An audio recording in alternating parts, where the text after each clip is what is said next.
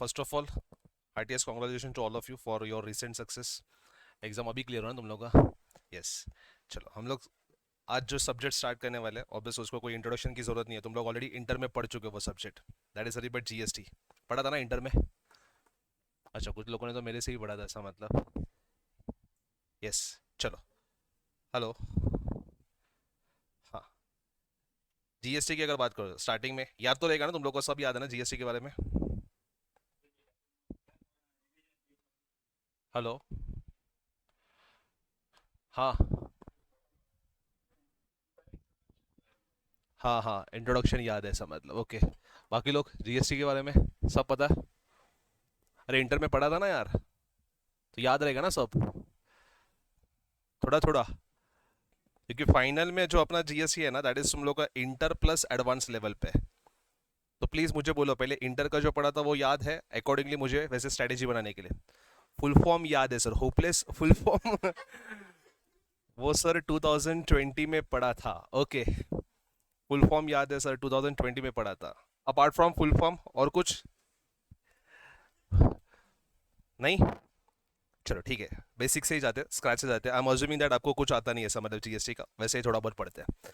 चलो सबसे पहले मुझे बोलो, ओल्ड टैक्सेस में ऐसे कौन से टैक्सेस है? थोड़ा बहुत सेशन इंटरैक्टिव रखना। Online students if possible reply through chat box, ठीक है? ओल्ड ऐसे कौन से टैक्सेस है जो GST के अंदर मर्ज किए गए? एनीवन? वैट था, वेरी गुड। और वैट था, very good. Service tax, excise और कस्टम, CST और luxury tax, entertainment tax, entry tax, advertisement tax, local body taxes, ऐसे कई सारे टैक्सेस है। छोटे छोटे टैक्सेस तो बहुत सारे थे, लेकिन मेजर अगर बात करो तो VAT, service tax, excise, CST, ये मेजर टैक्सेस थे। वन बाय वन समझते। सबसे पहले मुझे ना वैट, ये क्या टैक्स है? वैट मतलब क्या था ये? वेरी गुड, आई अप्रिशिएट आपको फुल फॉर्म याद है। लेकिन ये वैट था क्या? गुड्स के ऊपर चार्ज होता था। गुड्स के ऊपर मतलब जब ये गुड्स मैंने मैन्युफैक्चर किए उसके ऊपर वैट था, या जब भी मैं गुड्स सेल करूंगा उसके ऊपर? सेल के ऊपर। Very good. सेल्स में अगर बात करो तो सेल्स में यूजुअली आपके तीन टाइप ऑफ सेल्स हो सकते हैं, three types of sales. One is local sales, one is one state to another state, और तीसरा one country to another country. Local sales की अगर बात करो, लोकल सेल्स मतलब जो within the state sale होता है, जिसको हम लोग GST में इंट्रा स्टेट बोलते थे, वैसे वाले केसेस में आपका वैट चार्ज होता है। अगर आपका इंटरस्टेट सप्लाई, इंटरस्टेट सप्लाई मतलब one state to another state supply अगर हो रहा है, जिसको अपन IGST के मतलब GST के अंदर IGST चार्ज कर रहे, अगर मैं ओल्ड टैक्सेस की बात करूं तो यहाँ पे CST चार्ज हुआ करता था। फिर अगर मैं इंपोर्ट बात करूं, मतलब one country to another country, import या एक्सपोर्ट, तो उसके ऊपर कस्टम ड्यूटी, आज की तारीख में भी कस्टम ड्यूटी है, लेकिन थोड़ा बहुत इसमें GST भी आ गया है, ठीक है? अच्छा, वैट, मुझे पता वैट में ऐसे कौन से प्रॉब्लम थे जिसके वजह से उन्होंने GST लाया? वैट में ऐसे कौन से ड्रॉबैक थे?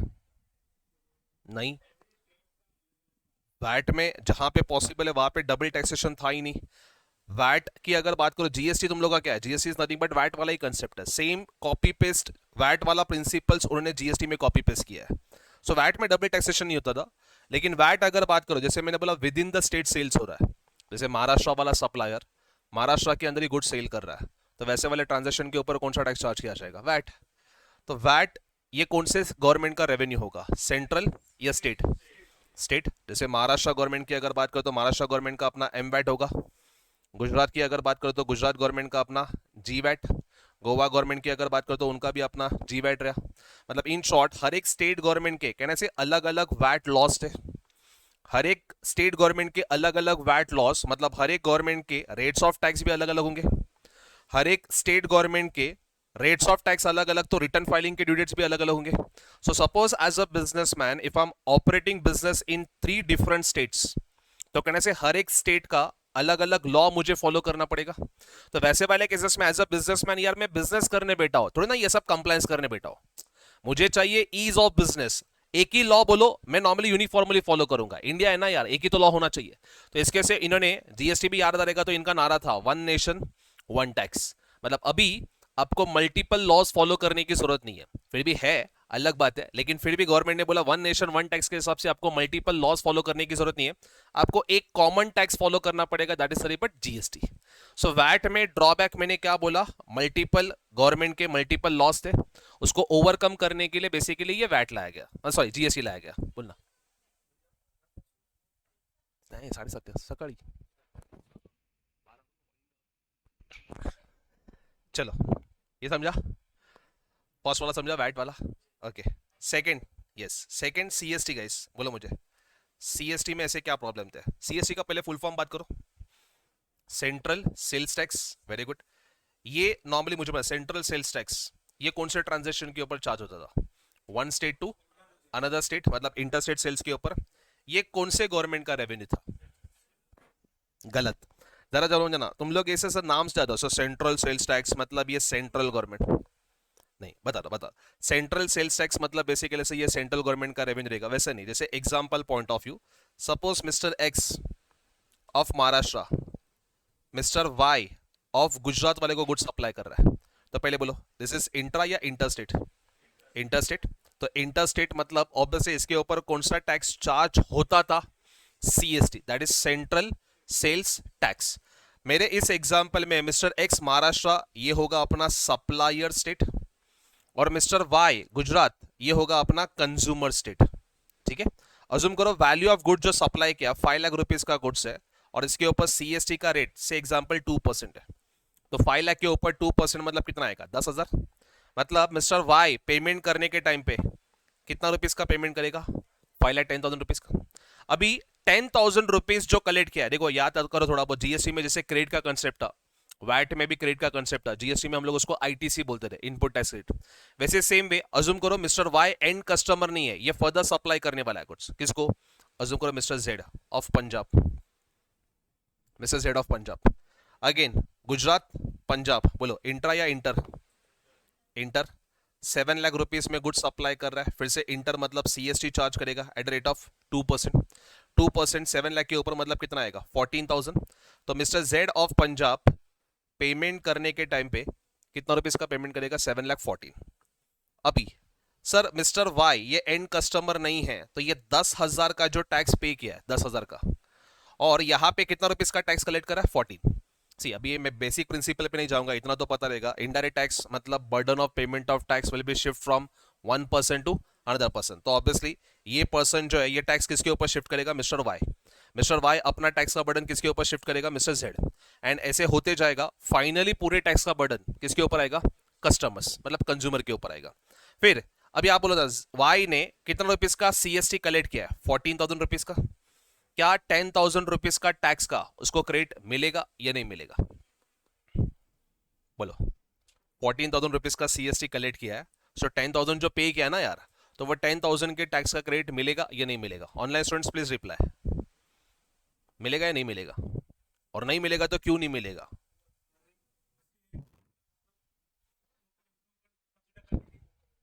पहले तो CST was a revenue of state government था, मैंने बोला स्टेट गवर्नमेंट, तो सर इसको सीएसटी क्यों बोलते थे, सेंट्रल सेल्स टैक्स क्यों बोलते थे।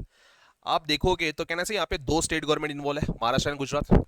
तो सर अगर मैं बोल दूं महाराष्ट्र गवर्नमेंट के पास पावर दिया जाए या गुजरात गवर्नमेंट के पास पावर दिया जाए, तो कहने से दोनों गवर्नमेंट अपने जैसे वैट में प्रॉब्लम होते थे, दोनों गवर्नमेंट एक ही ट्रांजेक्शन के ऊपर अलग अलग लॉज बनाएंगे। तो एज अ बिजनेसमैन जब भी मैं गुड्स सेल कर रहा हूं तो मैं कंफ्यूज हो जाऊंगा यार, मुझे महाराष्ट्र गवर्नमेंट का लॉ फॉलो करना है या गुजरात गवर्नमेंट का फॉलो करना है। इसके लिए वहां पे सेंट्रल पिक्चर में आता और बोला था डोंट वरी तुम लोग दोनों मत बनाओ, मैं लॉ बनाएगा, रेवेन्यू तुम लोग के पास ही जाएगा। खाली बोलते ना लॉ ट्रेड ऑफ बिजनेस में थोड़ा बहुत ईज होना चाहिए, इसके लिए लॉ बनाने का पावर किसके पास था, सेंट्रल के पास था। इसके लिए इसको सेंट्रल सेल्स टैक्स बोलते थे। और आपको 3 लिस्ट याद आता रहेगा, तो union list, state list, concurrent list. तो ये यूनियन लिस्ट का पार्ट था, यूनियन लिस्ट का, डोंट वरी याद नहीं आता रहेगा तो हम लोग डिटेल में पढ़ेंगे, बट ये यूनियन लिस्ट का पार्ट था। तो सेंट्रल सेल्स टैक्स गवर्नमेंट तो स्टेट गवर्नमेंट का था रेवेन्यू, लेकिन बेसिकली इसके रिलेटेड लॉ बनाने का पावर किसके पास था, सेंट्रल के पास था। इसके वजह से इसको सीएसटी बोलते थे, सेंट्रल सेल्स टैक्स बोलते थे।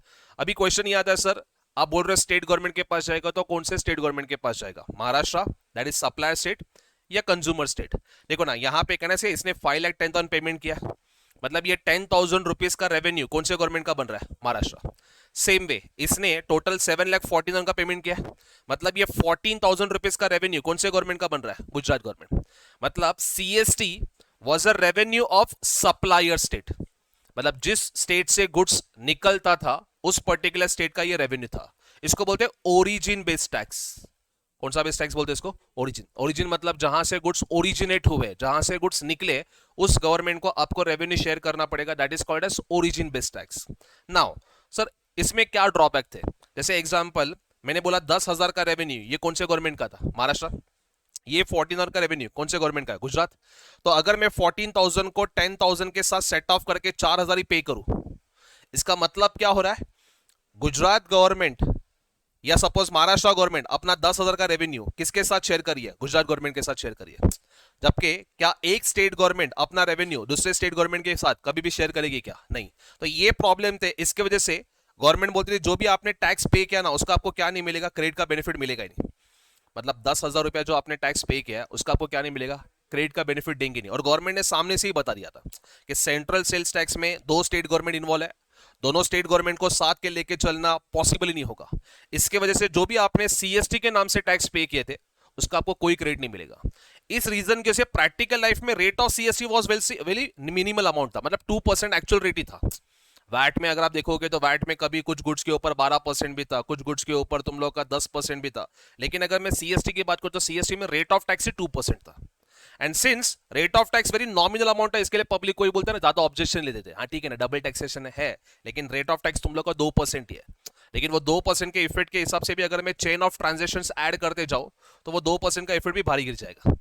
जैसे मैंने एक को गुड सेल किया, दूसरे ने तीसरी को सेल किया, चौथे को सेल किया, ऐसे 10 ट्रांजेक्शन करूं तो कहने से 2% का इफेक्ट वो भी तुम लोग का हैवी हो जाएगा। बट ठीक है, गवर्नमेंट ने बोला था यहाँ पे तुम लोग को क्या नहीं मिलेगा? आईटीसी का बेनिफिट नहीं मिलेगा। तो that was a major drawback in case of CST. आप टैक्स तो पे कर रहे हो लेकिन आपको क्या नहीं मिल रहा है?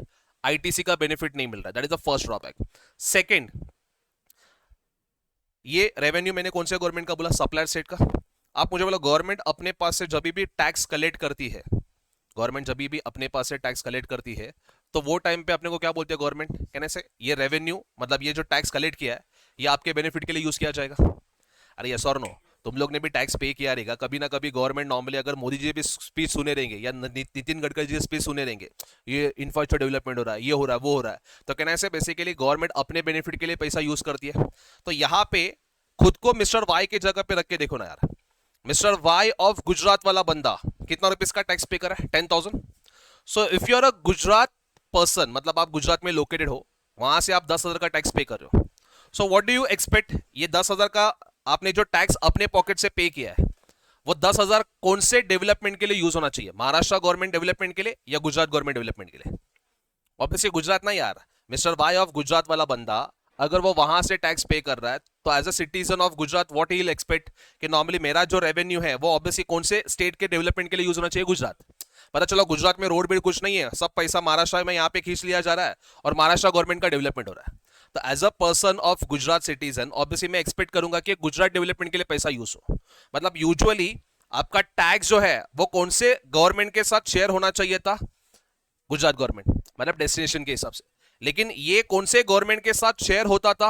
महाराष्ट्र गवर्नमेंट, मतलब ओरिजिन बेस्ड प्रिंसिपल। तो ये एक तुम लोग का मेजर फ्लॉ था सीएसटी के अंदर, जिसके वजह से इन्होंने क्या लाया? तुम लोग का जीएसटी लाया। इसके लिए याद करो जीएसटी अपना कौन सा बेस्ड टैक्स है? ओरिजिन बेस्ड टैक्स या डेस्टिनेशन बेस्ड टैक्स? डेस्टिनेशन, मतलब जिस स्टेट में रेवेन्यू जाएगा, जिस स्टेट में तुम लोग का गुड्स कंज्यूम होगा, उस पर्टिकुलर स्टेट के साथ रेवेन्यू शेयर किया जाएगा। अभी एग्जैक्टली कैसे करेंगे एग्जाम्पल के थ्रू समझेंगे, बट ये समझ में आ रहा सीएसटी में ड्रॉबैक। तो फर्स्ट वैट में, फिर से बोलो, वैट में मैंने क्या ड्रॉबैक बोला था? हर एक स्टेट गवर्नमेंट के मल्टीपल लॉ से, अलग अलग कंप्लायंसेस से थोड़ा बहुत अलर्ट रहो। वैट के अंदर नॉर्मली मैंने बोला था ड्रॉबैक तुम लोग का हर एक स्टेट गवर्नमेंट का अलग अलग लॉज रहेंगे जिसके वजह से मल्टीपल कंप्लायंस होंगे। सीएसटी की अगर बात करो तो सीएसटी में 2 ड्रॉबैक मिले। First, benefit of ITC was not available. Second वाला ओरिजिन बेस्ड टैक्स था, जबकि होना कौन सा चाहिए था? डेस्टिनेशन बेस्ड टैक्स होना चाहिए था। ये तुम लोग का सीएसटी के अंदर मेजर ड्रॉबैक था। थर्ड वाला tax that is but excise. Excise duty किसके ऊपर चार्ज होता था? Manufacturing of goods. अगर मैं करेक्ट, मैं अगर गुड्स मैन्युफैक्चर कर रहा हूं तो मैन्युफैक्चरिंग के ऊपर क्या चल रहा है तुम लोग का? Excise duty. तो आप मुझे सर ये किसको पे करना पड़ेगा? सारे लोगों को या सिर्फ मैन्युफैक्चर को? मैन्युफैक्चरर ने एक्साइज ड्यूटी पे किया तो since it is a indirect tax, obviously वो बर्डन किसके ऊपर शिफ्ट करेगा, कहना से होलसेलर के ऊपर। होलसेलर किसके ऊपर बर्डन शिफ्ट करेगा, ट्रेडर।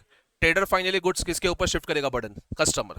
मतलब इन शॉर्ट एक्साइज में भी मैन्युफैक्चर तो पे करता था, लेकिन मैन्युफैक्चर तो ना अपने पॉकेट से पे करता था, वो अल्टीमेटली बर्डन शिफ्ट करते जाएगा और सामने वाले पर्सन से कलेक्ट करके वो गवर्नमेंट को पे करेगा।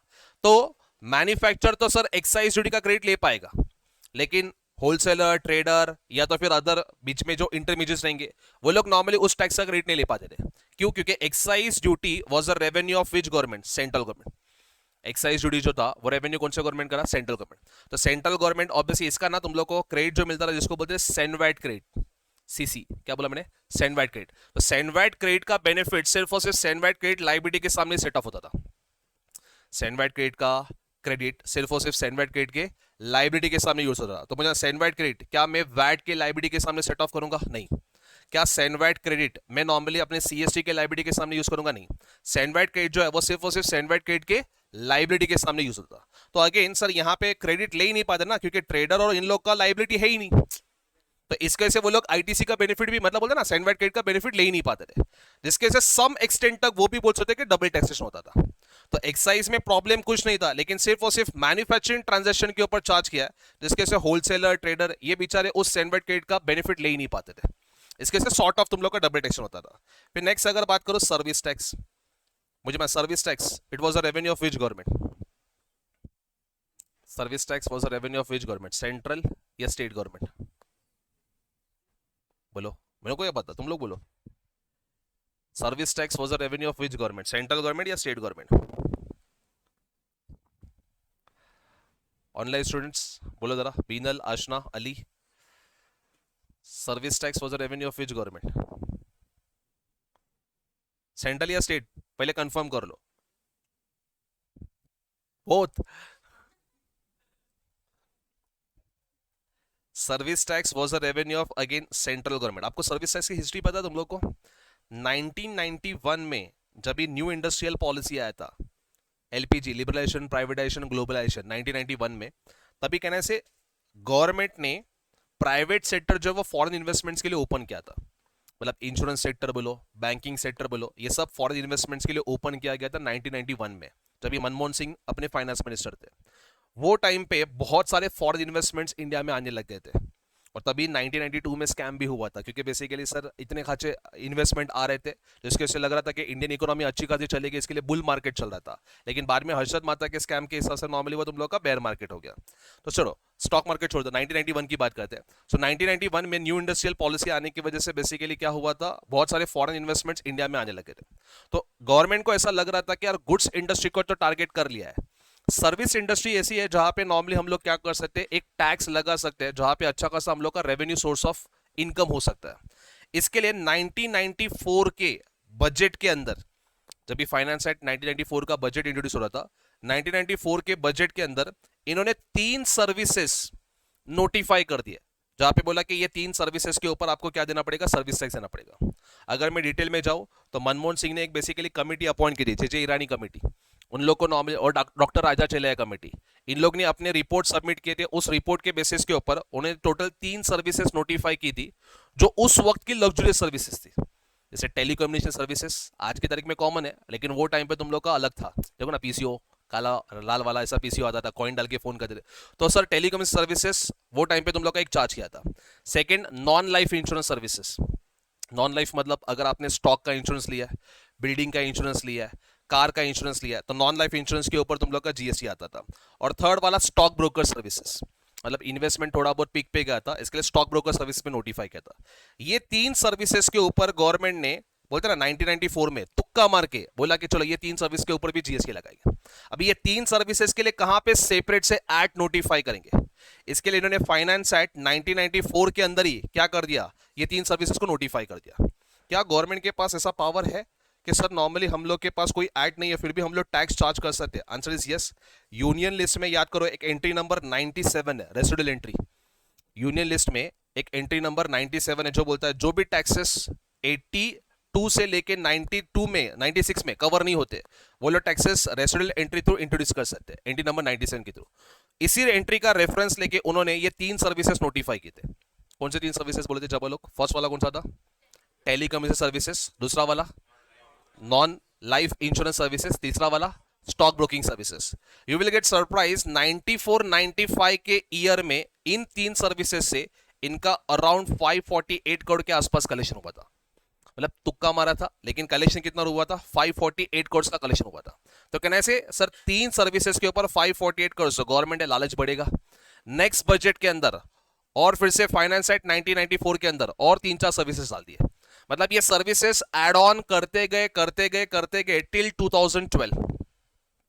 2012 तक अप्रोक्सीमेटली 125 सर्विसेज गवर्नमेंट नोटिफाई कर चुके थे। स्टार्ट कितने सर्विसेज से किया था? तीन, लेकिन ये लालच बढ़ बढ़ के 2012 तक कितने सर्विसेज नोटिफाई कर दिए थे? 125। मतलब 125 सर्विसेज के ऊपर सर्विस टैक्स लगता था टिल 2012। लेकिन बाद में लालच इतना बढ़ा कि 2012 के बाद गवर्नमेंट ने बोल दिया कि भाई अभी हम लोग जो सर्विसेज नोटिफाई करेंगे उस सर्विसेज के ऊपर सर्विस टैक्स नहीं आएगा, बाकी सब सर्विसेज के ऊपर आएगा। आप बोलो इंडिया में प्रैक्टिकल लाइफ में खाली 125 सर्विस होगी ना, बहुत सारे सर्विसेज होंगे। तो गवर्नमेंट ने क्या बोला 2012 के बाद, हम लोग जो सर्विसेज नोटिफाई करेंगे उस सर्विसेज के ऊपर क्या नहीं आएगा? सर्विस टैक्स नहीं आएगा, बाकी सारे सर्विसेज के ऊपर सर्विस टैक्स आएगा। और जो सर्विसेज के ऊपर सर्विस टैक्स नहीं आता था उसको ये लोग बोलते थे नेगेटिव लिस्ट। क्या बोलते थे? Negative list. और यही नेगेटिव लिस्ट हम लोग जीएसटी के अंदर एग्जेम्पशन टॉपिक के अंदर पढ़ते हैं। इफ यू रिमेंबर इंटर के अंदर 83-84 सर्विसेज, चैरिटेबल ट्रस्ट वाली सर्विसेज, वो रेंट वाली सर्विसेज, 7,500 रुपया नॉर्मली वो मेंटेनेंस वाली सर्विसेज, कुछ तो याद आ रहा हल्का सा ऐसा, मतलब वो सारे सर्विसेज कहाँ से कॉपी पेस्ट हुए तुम लोग का? सर्विस टैक्स में जो नेगेटिव लिस्ट था ना वही सर्विसेज तुम लोग कॉपी पेस्ट किए। हाँ थोड़े बहुत एडिशन डिलीशन हुए वो नो डाउट, लेकिन मेजोरिटी सर्विसेज तो वहां से ही आई है। ये समझा हिस्ट्री? तो अभी सर सर्विस टैक्स का इतना अच्छा हिस्ट्री था तो इसको मर्ज करने की क्या जरूरत थी?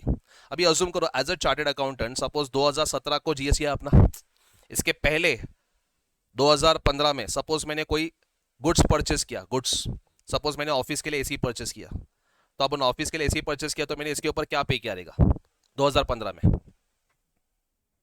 लोकल लोकल शॉप से, बेसिकली इलेक्ट्रॉनिक शॉप से मैंने एसी परचेस किया तो इसके ऊपर क्या पे करेगा? वैट। वैट पे किया रहेगा। वैट नॉर्मली ये गवर्नमेंट का, कौन से गवर्नमेंट का रेवेन्यू? सेंट्रल या स्टेट? स्टेट गवर्नमेंट का। स्टेट गवर्नमेंट को मैंने पे किया। अभी मैं जो क्लाइंट को सर्विसेज प्रोवाइड कर रहा हूं तो मैं क्लाइंट के पास से क्या कलेक्ट कर रहा हूँ? Service tax. Service tax is a revenue of which government? Central government. तो सर मेरे पास जो लाइबिलिटी है, लाइबिलिटी वो कौन से गवर्नमेंट का है? सेंट्रल गवर्नमेंट का। मैंने जो टैक्स पे किया है गुड्स के ऊपर वो कौन से गवर्नमेंट का है? State government. तो क्या मैं सेट ऑफ कर सकता हूँ? मुझे सर्विस टैक्स का लाइबिलिटी, वैट का क्रेडिट, गवर्नमेंट ने बोला चलो वैट में क्रेडिट ले लो, लेकिन क्या मैं सेट ऑफ कर सकता हूं? Answer is no. क्यों? क्योंकि ऑब्वियसली सर सेंट्रल गवर्नमेंट और स्टेट गवर्नमेंट थोड़ी ना अपना रेवेन्यू एक दूसरे में शेयर करेंगे। इस रीजन की वजह से इवन दो मैंने गुड्स के ऊपर टैक्स पे किया है, लेकिन उस गुड्स के टैक्स का मुझे एज अ सर्विस इंडस्ट्री मुझे कोई बेनिफिट नहीं था, क्योंकि गुड्स इंडस्ट्री अलग थी, सर्विस इंडस्ट्री अलग थी। लेकिन कहने से 2017 के बाद, जीएसटी आने के बाद गुड्स और सर्विस इंडस्ट्री दोनों मर्ज की गई। तो 2017 के बाद अगर मैंने ऑफिस के लिए एसी परचेस किया है तो मैंने पे क्या किया रहेगा? जीएसटी। क्लाइंट के पास से भी क्या कलेक्ट किया है? जीएसटी। तो जीएसटी अभी तुम लोग का सेट ऑफ हो जाएगा ना। तो पहले सर्विस इंडस्ट्री वाले जो गुड्स के ऊपर टैक्स पे करते थे उसका बेनिफिट ले ही नहीं पाते थे, अभी at least post introduction of GST वो बेनिफिट मिल पाएगा। That is reason service tax को भी क्या किया गया तुम लोग का? जीएसटी के अंदर मर्ज किया गया। तो मुझे एक बार फिर से ऊपर ऊपर से लॉजिक बोलता रहा। वैट में मैंने क्या बोलता? वैट में क्या प्रॉब्लम थे? Multiple compliances.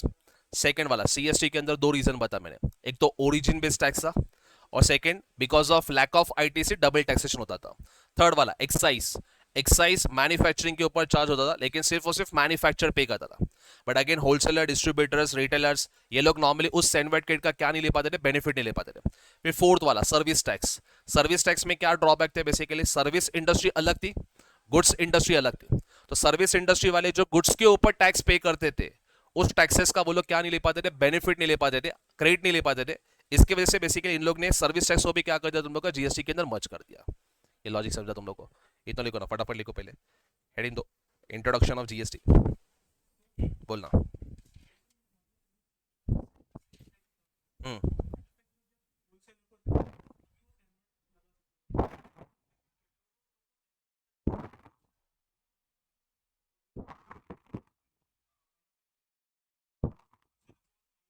हम्म सेटमेंट क्यों? Excise like as a manufacturer मैंने रॉ मटेरियल इसके पास से परचेस किया, मेरे लिए वो रॉ मटेरियल है, लेकिन इसके लिए फिनिश गुड्स है। इसने क्या किया रहेगा, एक्साइज ड्यूटी चार्ज किया रहेगा, इसने मैन्युफैक्चर किया रहेगा ना यार। मैंने इसके पास से परचेस किया, मेरे लिए वो रॉ मटेरियल है, लेकिन उसके लिए वो फिनिश गुड्स होगा, इसने वो मैन्युफैक्चर किया रहेगा, तो उसने एक्साइज चार्ज किया रहेगा, तो मैंने एक्साइज पे किया रहेगा। अभी मैं फिर से उसके ऊपर सेमी प्रोसेस करके मैन्युफैक्चरिंग कर रहा हूँ, फिर मैं सेल कर रहा हूँ। जैसे एग्जांपल सपोज मैंने इसके पास से शर्ट पीस लिया, ठीक है, शर्ट पीस लिया, तो इसने वो यान से या टेक्सटाइल से बेसिकली उसने मैन्युफैक्चर किया रहेगा, तो इसने मैन्युफैक्चरिंग किया, मतलब मेरे को बेचने के टाइम पे एक्साइज चार्ज किया रहेगा। अभी वो शर्ट पीस लेके मैं पूरा रेडीमेड शर्ट बना रहा हूँ, तो मैं जब भी बेच रहा हूँ तभी भी एक्साइज लगाऊंगा, तो एक्साइज पे किया था, एक्साइज लगा रहा हूँ, सेट ऑफ कर पाऊंगा, मैन्युफैक्चर को बेनिफिट मिलेगा। लेकिन तू तो शर्ट ही परचेस करे ना, तो जब भी बेचूंगा तभी तो नॉर्मली सिर्फ वैट और सीएससी आएगा। हाँ, चलो जीएसटी के अंदर फर्स्ट एक ना introduction of GST, introduction of GST.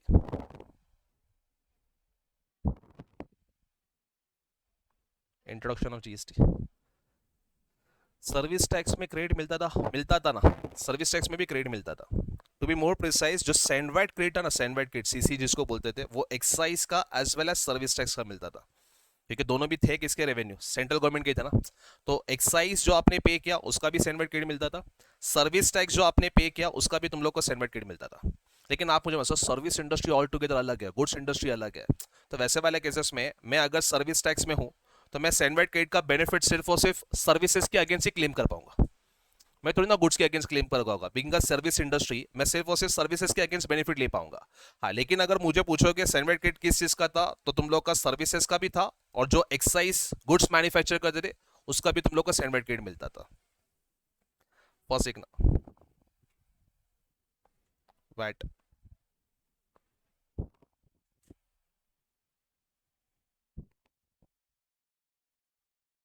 VAT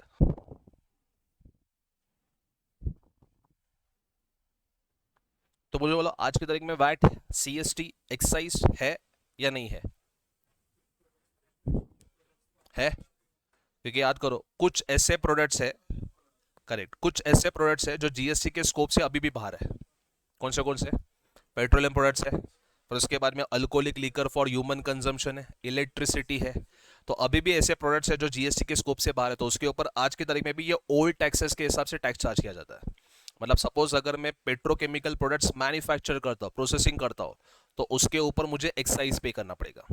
फिर पेट्रोकेमिकल प्रोडक्ट्स जब भी मैं सेल करता हूँ, तो सेल के टाइम पे अगर within the state sale किया रहेगा तो वैट, अनदर स्टेट सेल किया रहेगा तो सीएसटी मुझे पे करना पड़ेगा।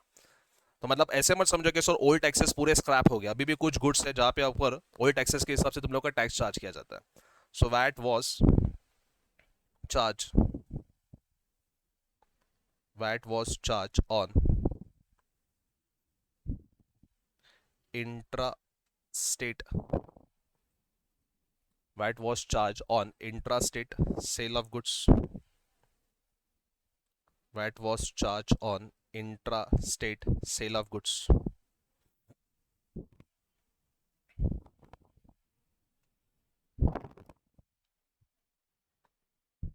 VAT was revenue of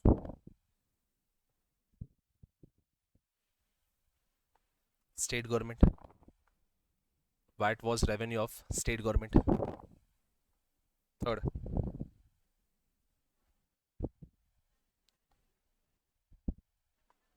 every state government, every state government have their own VAT laws, every state government have their own VAT laws which lead to which lead to multiple compliances।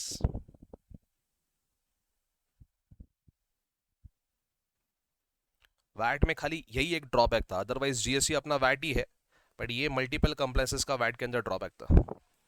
Second, CST,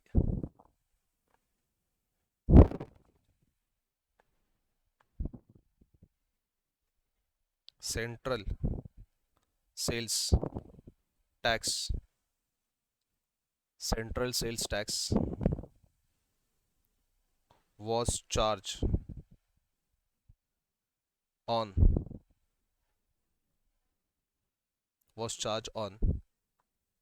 interstate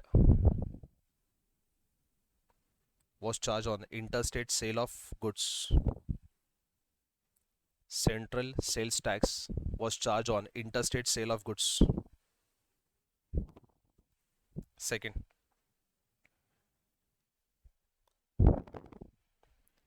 CST was origin based tax. CST was origin based tax.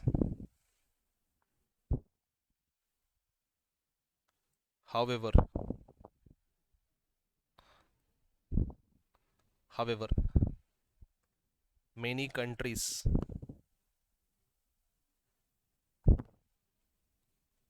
follows कौन सा based tax? Destination based tax.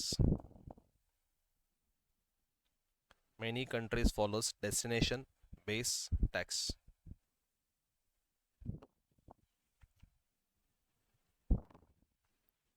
CST was revenue. Yes guys, बोलो CST was revenue of which government? State government. To be more precise, supplier state.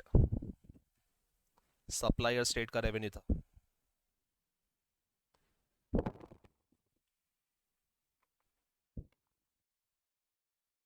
Any taxes paid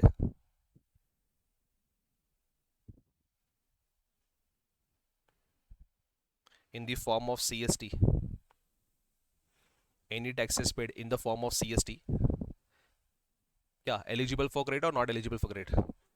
Not eligible for credit. Not eligible for credit.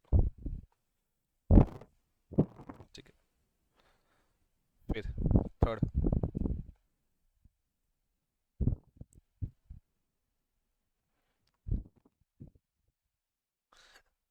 Excise में भी देखोगे तो excise में ना कुछ products government ने बांट लिए थे. जैसे एग्जांपल, एक्साइज में बोला था कि एवरी मैन्युफैक्चरिंग ऑफ गुड्स के ऊपर एक्साइज चार्ज होगा, but other than narcotic drugs, Indian hemp, और उसके अलावा तुम लोग का normally alcoholic liquor for human consumption, उसके ऊपर सेंट्रल एक्साइज चार्ज नहीं होता था. तो ऐसे वाले प्रोडक्ट्स के ऊपर कौन सा टैक्स चार्ज होता था? स्टेट एक्साइज चार्ज होता था. नार्कोटिक ड्रग्स, इंडियन हेम्प हो गया, या तो फिर alcoholic liquor for human consumption हो गया. ये चरस गांजा की बात कर रहा बेसिकली. अभी सो ये लीगल था, अरे मेडिसिन पर्पस के लिए लीगल था, ऐसा मतलब अभी भी लीगल है मेडिसिन पॉइंट ऑफ व्यू. हाँ, तो नार्कोटिक ड्रग्स, इंडियन हेम्प या alcoholic liquor for human consumption, उसके ऊपर ओल्ड लॉ के हिसाब से कौन सा टैक्स चार्ज होता? State excise. लेकिन अभी जीएसटी इंट्रोड्यूस होने के बाद नार्कोटिक ड्रग्स, इंडियन हेम्प तो जीएसटी के अंदर मर्ज हो गए, लेकिन लीकर अभी भी बाहर है ना. तो अल्कोहलिक लीकर जब भी आप मैन्युफैक्चर करोगे तो उसके ऊपर कौन सा टैक्स चार्ज होगा? State excise. अच्छा सर, पान मसाला, टोबैको सब्स्टिट्यूट प्रोडक्ट्स, ओनली विमल, जुबा केसरी, तो वो वाले प्रोडक्ट्स के ऊपर कौन सा टैक्स चार्ज होगा? सेंट्रल एक्साइज या स्टेट एक्साइज? Central excise. मतलब तुम लोग बोल सकते कि नशे की चीजें दोनों गवर्नमेंट ने बांट ली थी. पान मसाला, टोबैको सब्स्टिट्यूट प्रोडक्ट्स के ऊपर कौन सा एक्साइज चार्ज होता? Central excise. फिर उसके बाद में liquor for human consumption, narcotic drugs, Indian hemp, उसके ऊपर कौन सा एक्साइज चार्ज होता? State excise. तो सर जीएसटी आने के बाद क्या सिचुएशन क्या है? पान मसाला, टोबैको सब्स्टिट्यूट प्रोडक्ट्स के ऊपर जीएसटी है या नहीं है? पान मसाला, टोबैको सब्स्टिट्यूट प्रोडक्ट्स जैसे चैनी, खैनी, ओनली विमल, वो सब प्रोडक्ट्स के ऊपर बोलो जरा, जीएसटी है या नहीं है? आरसीएम पे आता, ये ज्यादा आगे गया. आरसीएम पे ऐसा मतलब बोलो जीएसटी है या नहीं? अभी बोल रहे थे जीएसटी आता भी नहीं था, फुल फॉर्म पता, अभी आरसीएम बोल रहा है, ऐसा मतलब बोलो जीएसटी है या नहीं है? आंसर इज है सर. तो सर अभी ओल्ड टैक्सेस के हिसाब से उसके ऊपर सेंट्रल एक्साइज है कि नहीं? Answer is yes, central excise भी है. मतलब सर पान मसाला, टोबैको सब्स्टिट्यूट प्रोडक्ट्स, उसके ऊपर ओल्ड टैक्सेस के हिसाब से आज की तारीख में भी सेंट्रल एक्साइज भी चार्ज हो रहा है, प्लस जीएसटी में उसको इंक्लूड किया. देखो जीएसटी में सिर्फ और सिर्फ लीकर, पेट्रोलियम प्रोडक्ट्स, इलेक्ट्रिसिटी बाहर रखा है. मतलब पान मसाला टोबैको टोबैको सब्स्टिट्यूट इंक्लूड है, तो उसके ऊपर अपना जीएसटी भी है, और शायद से तुम लोग को याद रहेगा तो जीएसटी में एक कॉम्पेंसेशन सेस करके भी होता है, तो वो टैक्स भी पान मसाला प्रोडक्ट्स के ऊपर चार्ज होता है। मतलब कैन यू इमेजिन, पान मसाला प्रोडक्ट्स के ऊपर तीन तीन टैक्सेस चार्ज हो रहा है। एक ओल्ड टैक्सेस के हिसाब से सेंट्रल एक्साइज भी चार्ज हो रहा है, जीएसटी के हिसाब से नॉर्मल जीएसटी भी चार्ज हो रहा है, प्लस जीएसटी कॉम्पेंसेशन सेस भी चार्ज हो रहा है। अच्छा याद करो, जीएसटी कॉम्पेंसेशन कितने साल के लिए था, याद आ रहा है ऐसे कुछ? पहले बोलो जीएसटी कॉम्पेंसेशन सेस था क्या, जब बोलो याद करो। GST compensation to state act, ये तो मानते हो जीएसटी आने के वजह से स्टेट गवर्नमेंट के भी अपने टैक्सेस मर्ज हुए जीएसटी के अंदर। तो ऐसा हो सकता है ना यार, स्टेट गवर्नमेंट को पहले अच्छा खासा रेवेन्यू मिलता था, अभी जीएसटी आने के बाद उनका रेवेन्यू सैक्रिफाइस हो रहा है। अज्यूम करो बिहार गवर्नमेंट को पहले रेवेन्यू मिलता था 60 करोड़, लेकिन अभी जीएसटी आने की वजह से उनका रेवेन्यू ड्रॉप डाउन होकर 40 करोड़ हो गया है। तो आप बोलो, हर एक स्टेट गवर्नमेंट को ये अपना टेंशन है, यार कल उठ के जीएसटी आ गया, हमारा रेवेन्यू ड्रॉप डाउन हो गया, तो वैसे वाले केसेस में हम लोग स्टेट कैसे चलाएंगे? तो सेंट्रल ने एश्योरेंस दिया था, डोंट वरी, जो भी लॉस होगा ना, वो लॉस को क्या किया जाएगा, कॉम्पेंसेट किया जाएगा। अभी लॉस को कॉम्पेंसेट करने के लिए पैसे तो चाहिए, तो ये पैसे कहां से आएंगे? उन्होंने एक अनदर टैक्स इंट्रोड्यूस किया, that is called as GST compensation cess.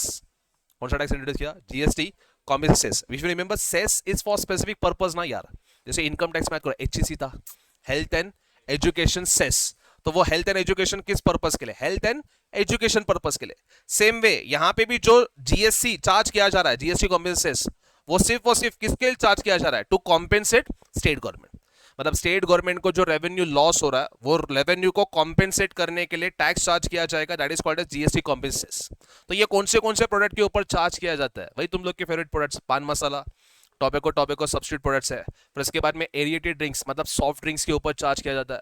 Motor car अगर आप परचेस करते हो तो मोटर कार के ऊपर भी तुम लोग को नॉर्मली ये चार्ज किया जाता है। तो ऐसे 4-5 प्रोडक्ट है जिसके ऊपर जीएसटी कॉम्पेंसेशन चार्ज किया जाता है।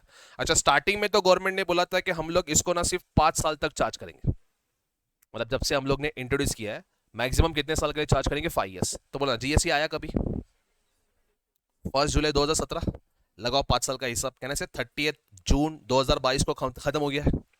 तो आज की तारीख में सर जीएसटी कॉम्पेंसेशन है या नहीं है? आंसर इज है सर। कैसे सर? 5 साल तो कंप्लीट हो गए, फिर भी कैसे है? क्योंकि गवर्नमेंट ने इसको एक्सटेंड कर दिया है।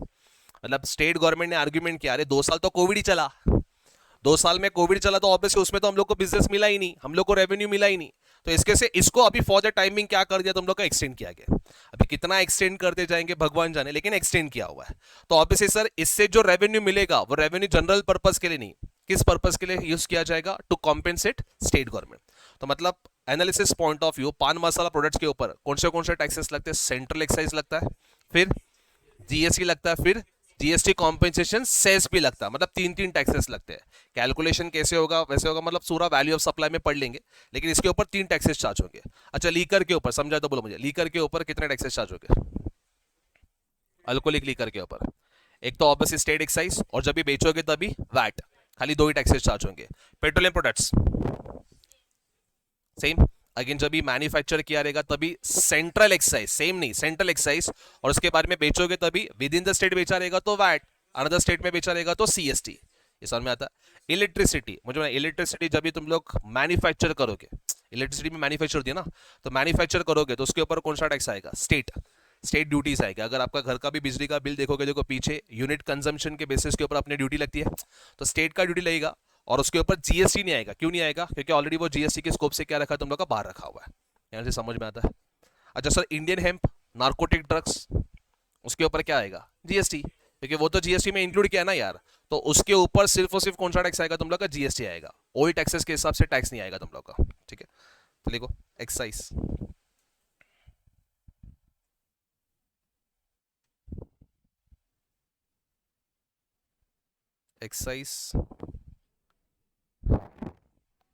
Excise duty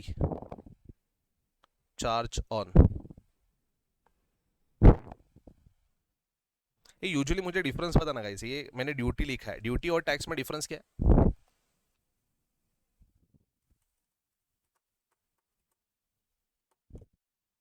anyone? ड्यूटी और टैक्स में डिफरेंस क्या है? देखो हम लोग को इंटर पास करके आया, ऐसा मतलब प्रोफेशनल एग्जाम क्वालिफाई करके आए सर, फाइनल के लेक्चर में बैठे हम लोग। बोलो जरा, Online students, anyone? What is the difference between duty and tax?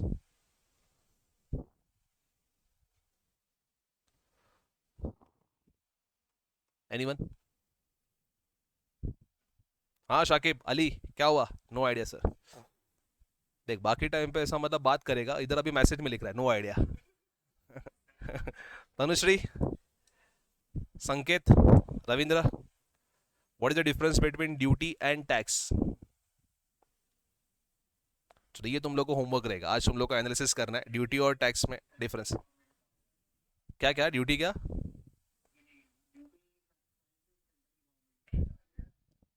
ये कुछ भी फेंकता है ऐसा मतलब। ड्यूटी मतलब सेंट्रल गवर्नमेंट का होगा, ऐसा कहाँ पे लिखा है ऐसा मतलब? और टैक्स मतलब किसका रहेगा? दोनों का रहेगा। कुछ भी मतलब बोलते ना सर, ना नहीं बोलेंगे, कुछ ना कुछ तो ठोक के आएंगे ऐसा मतलब। Duty is levied, act is sorry tax is charge. नहीं, टैक्स भी लेवी होता है, टैक्स इज ऑल्सो लेवी। करो करो, उसको पूछ, उसने बोला था मतलब, उसने नया कंसेप्ट निकाला ऐसा मतलब। लेवी मतलब भी बेसिकली चार्ज ही हुआ ना यार, लेवी मतलब तुम लोग ने चार्ज किया, कलेक्शन मतलब आपने कलेक्ट किया ऐसा मतलब, दोनों वन सेम ही होता है। उसने नया अभी बोलते ना कुछ यूनिक निकलना चाहिए। चलो, एक्साइज ड्यूटी चार्ज ऑन, तुम लोग ये पढ़ोगे, ज्यादा डिफरेंस नहीं है, एक माइनर डिफरेंस है बेसिकली, लेकिन पढ़ोगे तुम लोग ऐसा मतलब, नेट के सर्च करना ही मत, कुछ नहीं मिलेगा, तुम लोगों को खुद को ये करना है। Excise duty charge on manufacturing of goods,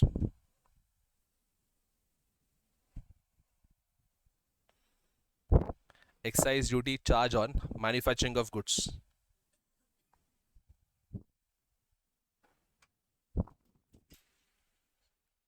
Only manufacturer, only manufacturer liable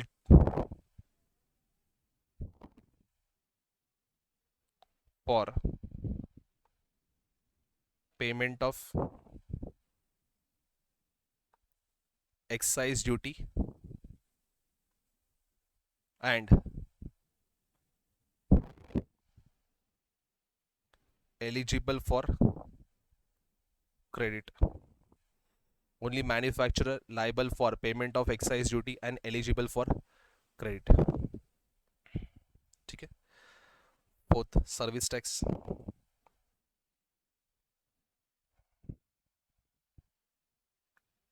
Service tax.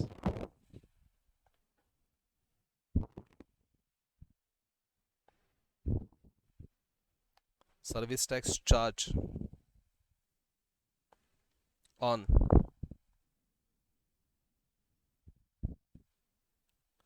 services provided. Service tax charge on services provided.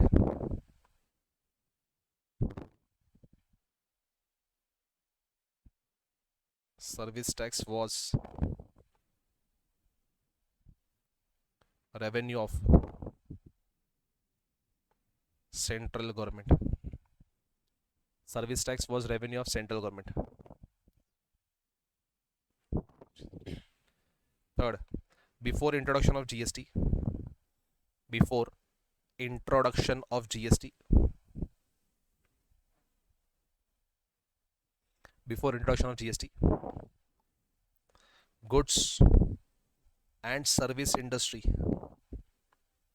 goods and service industry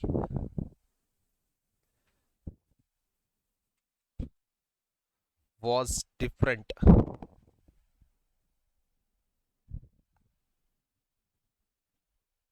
Therefore, was different. Therefore, service provider. Therefore, service provider not entitled. Therefore, service provider not entitled to take benefit. Therefore, service provider not entitled to take benefit in relation to taxes, in relation to taxes paid on goods, in relation to taxes paid on goods.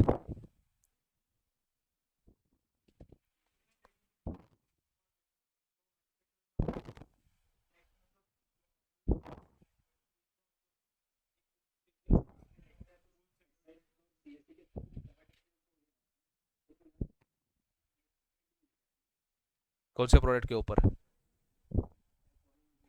हाँ मुझे बता। Government ने बहुत try किया। Government को तो basically वही चाहिए था कि लीकर एक बार तुम लोग का जीएसटी के अंदर आ जाए। लेकिन मुझे बता, क्या स्टेट गवर्नमेंट अपना रेवेन्यू सेक्रीफाइस करेगी लीकर के ऊपर? सिर्फ और सिर्फ देखो, ये तो मानते हो जीएसटी जब भी लाया बेसिकली तभी ऑब्वियसली दोनों गवर्नमेंट का म्यूचुअल कंसेंट था, उसके बेसिस के ऊपर जीएसटी लाया गया। तो सेंट्रल गवर्नमेंट ने तो काफी प्रेशर डाला था स्टेट गवर्नमेंट के ऊपर कि लीकर को भी जीएसटी के ऊपर लेके आओ।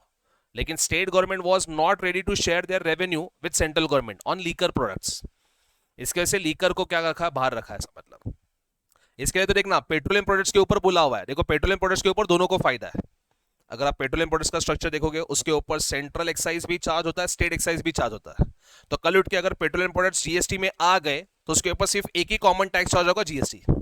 अभी प्रॉब्लम क्या आ रहा है, एक्साइज के केसेस में पेट्रोलियम प्रोडक्ट्स के ऊपर सेंट्रल एक्साइज ज्यादा लग रहा है, स्टेट एक्साइज कम लग रहा है। मतलब रेवेन्यू जो है वो इवनली शेयर नहीं हो रहा है, सेंट्रल को ज्यादा जा रहा है पेट्रोलियम प्रोडक्ट्स के ऊपर, स्टेट को कम आ रहा है। तो अगर वो जीएसटी में आ जाता है तो एक कॉमन टैक्स चार्ज होने की वजह से दोनों को क्या मिलेगा, कॉमन रेवेन्यू मिलेगा। लेकिन सेंट्रल नहीं चाहता बेसिकली कि वो प्रोडक्ट्स हम लोग के जीएसटी में आए, इसके लिए उसको बाहर रखा हुआ है। लेकिन फ्यूचर में आ सकते हैं, क्योंकि सेक्शन 9 सबसेक्शन 2 आपको याद रहेगा, तो वहां पे बोला है कि जीएसटी ऑन पेट्रोलियम प्रोडक्ट्स में भी लेविड हो सकता है on the basis of recommendation given by GST council. तो फ्यूचर में पेट्रोलियम प्रोडक्ट्स के ऊपर जीएसटी आ सकता है, अभी तो नहीं है लेकिन फ्यूचर में आ सकता है। लेकिन लीकर में तो वैसा केस ही नहीं है, लीकर में तो बोला ही नहीं है, मतलब लीकर कंपलसरी परमानेंटली जीएसटी से बाहर ही रहेगा। हाँ, अनलेस एंड अनटिल वो लोग कुछ मेजर मॉडिफिकेशन ना करे लॉ के अंदर, तभी ला सकते हैं। अदरवाइज लीकर तुम लोग का बाहर ही रहेगा। यस।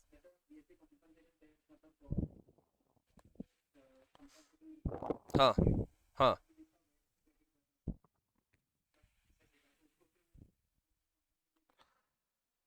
हाँ, खाली बेसिकली बोलते हैं ना, बाकी सारे टैक्सेस में कॉम्पेंसेट किया है ना। जैसे वैट मर्ज हुआ, उसके बाद में तेरा नॉर्मली एंट्री टैक्स मर्ज हुआ है, ऑक्ट्रा टैक्स मर्ज हुआ है, फिर उसके बाद में तेरा नॉर्मली लग्जरी टैक्स मर्ज हुआ है। तो ये सारे रेवेन्यू किसके थे, स्टेट गवर्नमेंट के थे।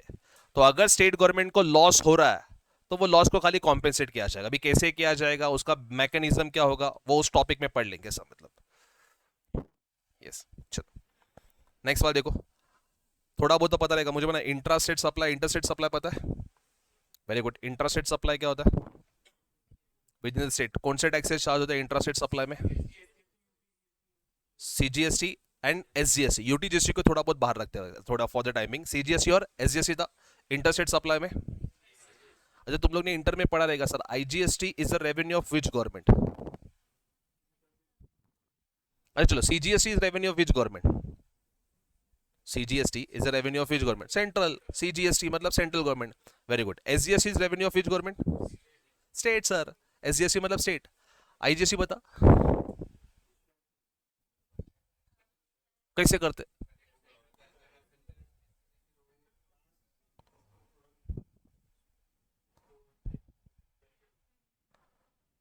मतलब वैल्यू एडिशन कंसेप्ट है ना बेसिकली, ठीक है। लास्ट में कंजम्पशन के बेसिस के ऊपर जाएगा, लेकिन वैल्यू एडिशन में ये मैकेनिज्म ऑपरेट कैसे होता रहेगा। तो देखो एक एग्जांपल से समझते हैं एग्जैक्टली प्रैक्टिकल लाइफ में ये ऑपरेट कैसे होता रहेगा।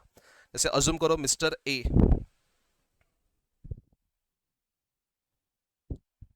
ऑफ महाराष्ट्र। तुम लोग में से जॉब कितने लोग कर रहे हैं, जीएसटी में काम करते हो? नहीं, इतना नहीं। वाह। जीएसटी कॉस्टिंग में काम करते हो, रुक जरा। तुम लोग मतलब, चलो mister A of Maharashtra supplying goods to mister B of Maharashtra, ठीक है। वैल्यू अज्यूम करो, वैल्यू ऑफ गुड्स जो है 6 लाख रुपीज है। तो पहले बोलो महाराष्ट्र महाराष्ट्र। मेरे एग्जांपल में मिस्टर ए को हम लोग बोलेंगे सप्लायर और मिस्टर बी को हम लोग बोलेंगे रेसिपिएंट, है ना। चलो बोलो इंट्रा स्टेट या inter state? Intra. Very good, very good. Intra state है मतलब कौन सा टैक्स चार्ज किया जाएगा, CGST and SGST? CGST and SGST assume करते रेट ऑफ जीएसटी तुम लोग का 18% है, मतलब तो 9% चार्ज किया जाएगा। तो निकल जरा, सीजीएसटी 9%, एसजीएसटी 9%, 54 तो आएगा। चल खाली इसके पॉइंट ऑफ व्यू, मतलब सप्लायर के पॉइंट ऑफ व्यू, ये अपने बुक्स ऑफ अकाउंट्स में जनरल एंट्री क्या पास करेगा, इतना बता दे।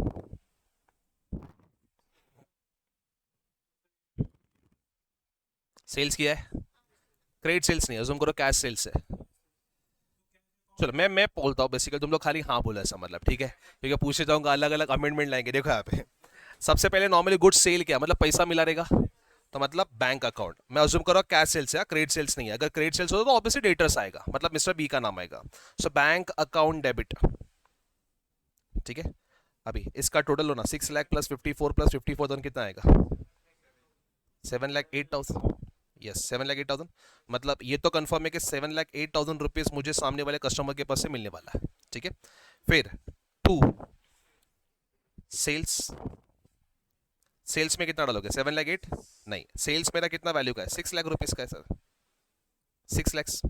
फिर टू, जरा मुझे बना सर सीजीएससी और एसजीएससी ये तुम लोग का इनपुट है या आउटपुट है, आउटपुट। यस तो सीजीएसटी आउटपुट लाइबिलिटी या सीजीएसटी आउटपुट टैक्स बोल सकते हो। टू एसडीएसटी आउटपुट टैक्स,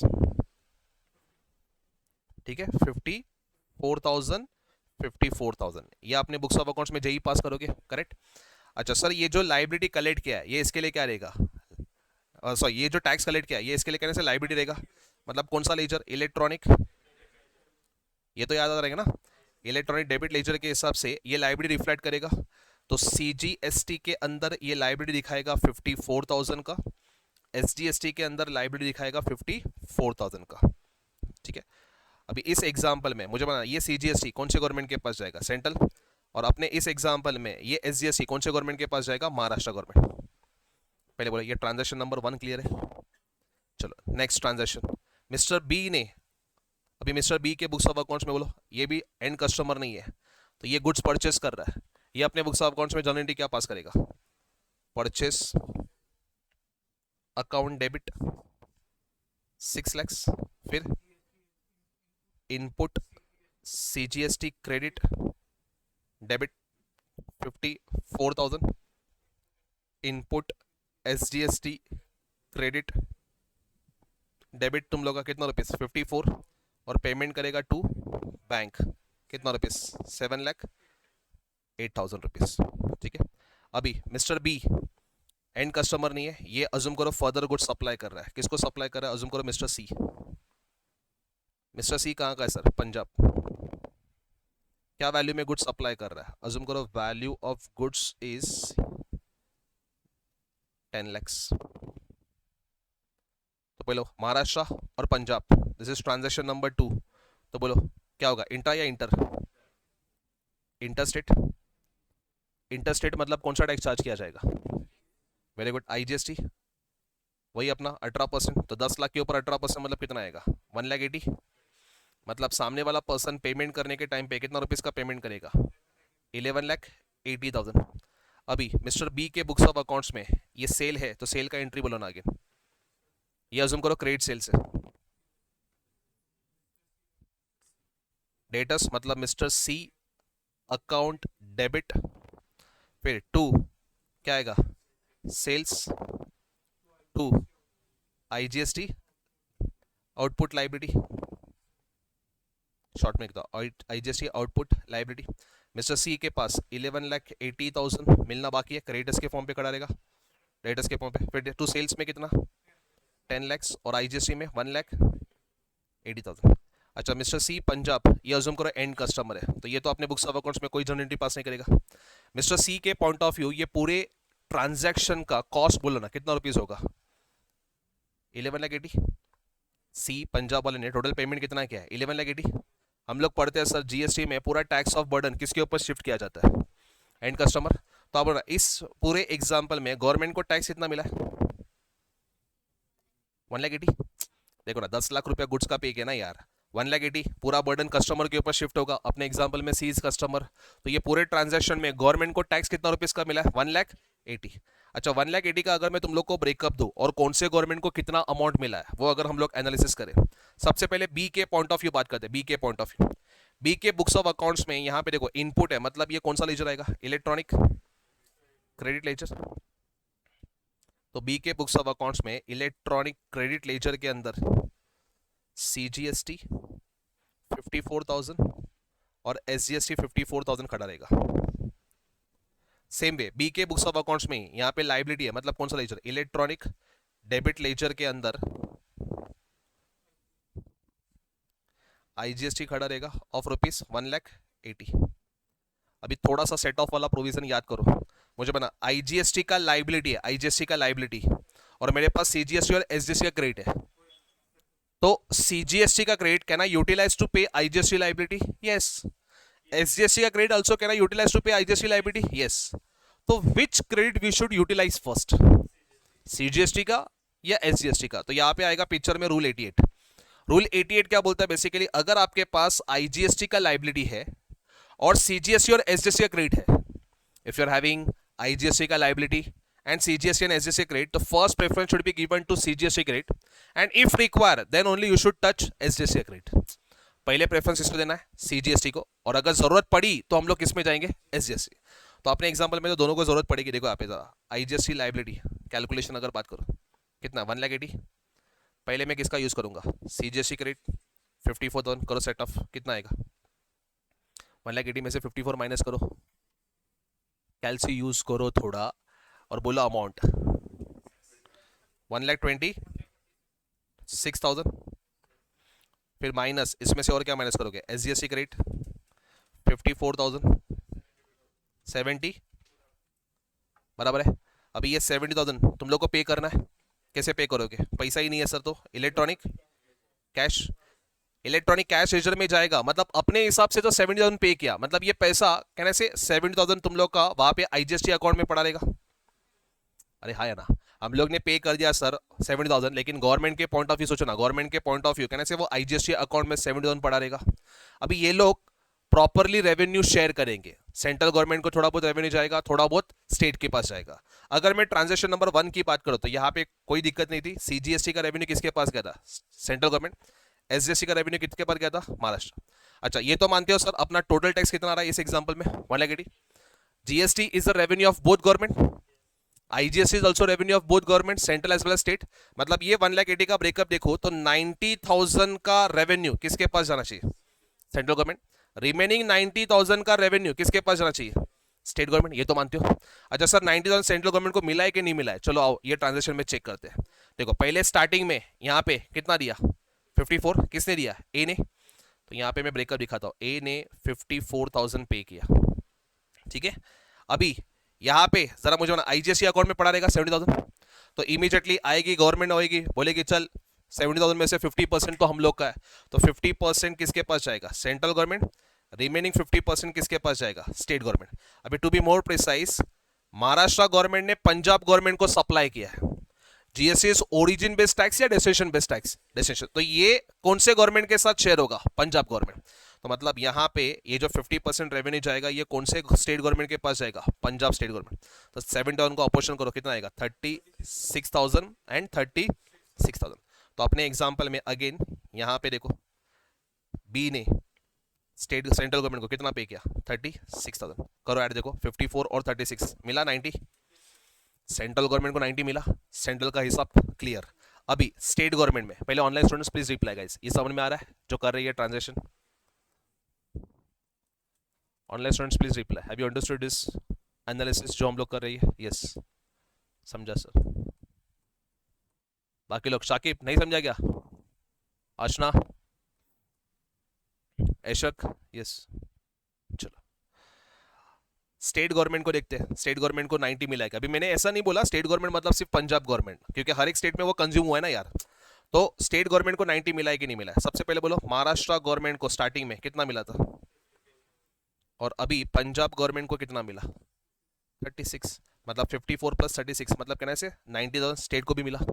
तो अगर आप देख पा रहे हो तो टोटल कस्टमर ने 1,80,000 पे किया, 1,80,000 में से 90 सेंट्रल गवर्नमेंट लेके गया और रिमेनिंग 90 स्टेट के बीच में डिस्ट्रीब्यूट किया गया। This is how GST operates. मतलब हम लोग को पता नहीं चलता क्योंकि हम लोग तो सर आईजीएसटी अकाउंट में डाल देते, लेकिन आईजीएसटी के बाद भी वो रेवेन्यू अप्रोप्रिएट स्टेट गवर्नमेंट के साथ शेयर किया जाता है, समझ में आता है। अभी इसी ट्रांजेक्शन को थोड़ा और मैं आगे लेके चलो, अज्यूम करते चलो ये एंड कस्टमर नहीं है,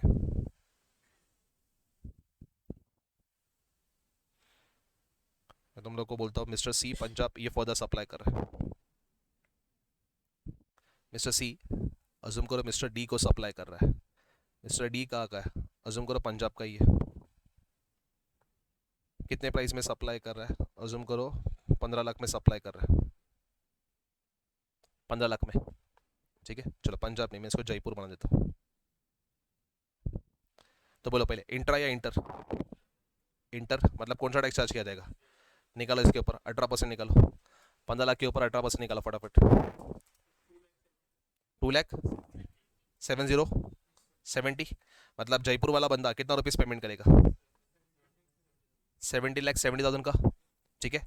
अभी मिस्टर सी पंजाब के बुक्स ऑफ अकाउंट्स में कहना से ये टैक्स कलेक्ट किया, मतलब लाइबिलिटी, तो इलेक्ट्रॉनिक डेबिट लेजर में आईजीएसटी का लाइबिलिटी रिफ्लेक्ट होगा कितना रुपीस का? 2,70,000, ये लाइबिलिटी टैक्स जो कलेक्ट किया वो।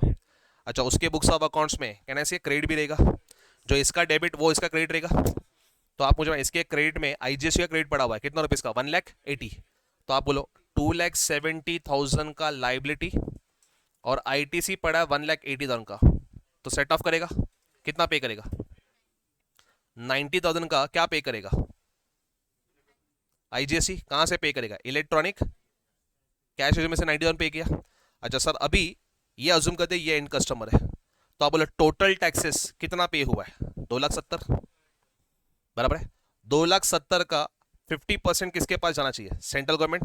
रिमेनिंग 50% किसके पास जाना चाहिए? State government. तो बोलो 2,70,000 का 50% करो, 135, 135। चलो देखते हैं अभी सेंट्रल गवर्नमेंट को कितना मिला हुआ है स्टार्टिंग में, गाइस बोलो यहाँ पे कितना मिला? 54। फिर उसके बाद में कितना मिला था? 36। तो करो 1,35,000 में से 54 और 36 माइनस करो, कितना में? 40, 45 आता है। मतलब इन शॉर्ट जरा मुझे बोला यहाँ पे 90,000 को भी फर्दर अपोर्शन किया जाएगा, 45,000 किसके पास जाएगा? सेंट्रल के पास। रिमेनिंग 45,000 किसके पास जाएगा? State. To be more precise भी स्टेट राजस्थान, जयपुर है ना, तो आप इसे राजस्थान स्टेट गवर्नमेंट के पास जाएगा। तो देखो यहाँ पे 45,000 मिला, मतलब पूरे सेंट्रल गवर्नमेंट को ये पूरे ट्रांजेक्शन में 1,35,000 मिला। चलो आओ चेक करते हैं 1,35,000 स्टेट को मिला है कि नहीं मिला है। स्टार्टिंग में महाराष्ट्र स्टेट गवर्नमेंट को कितना मिला था? 54,000। फिर उसके बाद में नेक्स्ट वाला कौन सा गवर्नमेंट था अपना? पंजाब। पंजाब गवर्नमेंट को कितना मिला था? 36। और राजस्थान गवर्नमेंट को अभी कितना मिल रहा है? 45। तो देखो 54 प्लस 36 प्लस 45, ये भी तुम लोग का कितना आ रहा है? 1,35,000 है। समझ रहा है? मतलब इन लोग ने मैकेनिज्म इसके लिए तो इतना जीएसटी रिटर्न्स वो सब जीएसटी और वन मैचिंग करते हैं, ये सब क्यों करते हैं? सो दैट अप्रोप्रिएट स्टेट के साथ ये रेवेन्यू शेयर किया जाए, इसके से ये सब बैकएंड में काम करते हैं। तुम लोग को लगता रहेगा क्या फालतू की जैसे जीएसटी वन फाइल करना पड़ रहा है, ये करना पड़ रहा है, अरे इसके लिए क्योंकि नॉर्मली अप्रोप्रिएट स्टेट गवर्नमेंट के साथ रेवेन्यू शेयर होना चाहिए, इस रीजन की वजह से ये सब तुम लोग का फाइलिंग का मैकेनिज्म रखा हुआ है। ये समझ रहा है? आपको लगा ई वे बिल भी आया सर, ई वे बिल भी हम लोग को भरने का, अभी तो 1 अक्टूबर से ई इनवॉइसिंग भी आया फालतू की सर, ये सब क्या नाटक चल रहा है ऐसा मतलब? अरे क्योंकि कंप्लायंसेस जितना ज्यादा रखेंगे ना उतने लूप होल्स कम रहेंगे, उतने टैक्स एविजन के चांसेस भी कम रहेंगे। अभी ई वे बिल में तू 10 लाख दिखा रहा है, जीएसटीआर वन में बोलता है मेरा सेल 7 लाख रुपए का है, तो तू अपने स्टेटमेंट में कॉन्फ्लिक्ट कर रहा है। ईवे बिल में तूने कितना लिखा था? 10 लाख, तो लॉजिकली सेल्स 10 लाख का बुक हुआ है, तो जीएसटीआर वन में रिटर्न फाइल करोगे तभी भी 10 लाख दिखना चाहिए ना। वहां पे तो बोलता नहीं नहीं मेरा सेल तो 7 लाख का, मेरा लाइबिलिटी 7 लाख का ही आएगा, तो कहने से कॉन्फ्लिक्ट हो रहा है। तो गवर्नमेंट वहां से डेटा तुम लोग कैप्चर करेगी, वहां से तुम लोग का वेरीफाई करेगी कि यार आपने वहां पे ईवे बिल भरते वक्त एक वैल्यू दिखा दो, जीएसटीआर वन भरते वक्त अलग वैल्यू, एनुअल रिटर्न फाइल करते वक्त थर्ड वैल्यू, तो ऐसे अलग अलग वैल्यू कैसे दिखा दो? वैसे वैसे रिकंसिलेशन कर सकते हैं। समझ में आ रहा है तुम लोग को? ऑनलाइन स्टूडेंट्स प्लीज रिप्लाई, ये समझाए क्या मैकेनिज्म आईटीसी वाला? Yes, okay.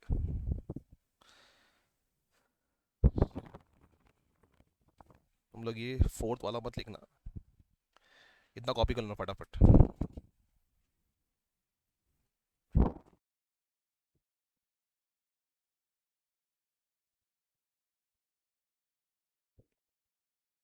अभी ये जब भी सेट ऑफ करोगे ना, सेट ऑफ करने के लिए भी जर्नल एंट्री पास की जाएगी बुक्स ऑफ अकाउंट्स में, उसमें मैंने नहीं डिटेल में, क्योंकि ऑब्वियसली सेट ऑफ करे ये तो वर्किंग में दिखा रहा हो, लेकिन बुक्स ऑफ अकाउंट टैली होने के लिए उसका भी जेई पास किया जाएगा।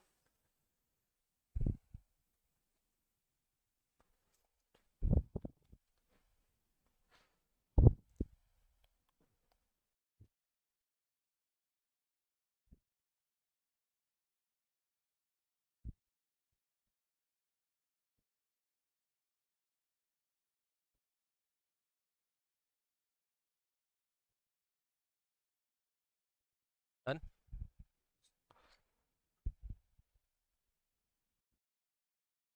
हो गया।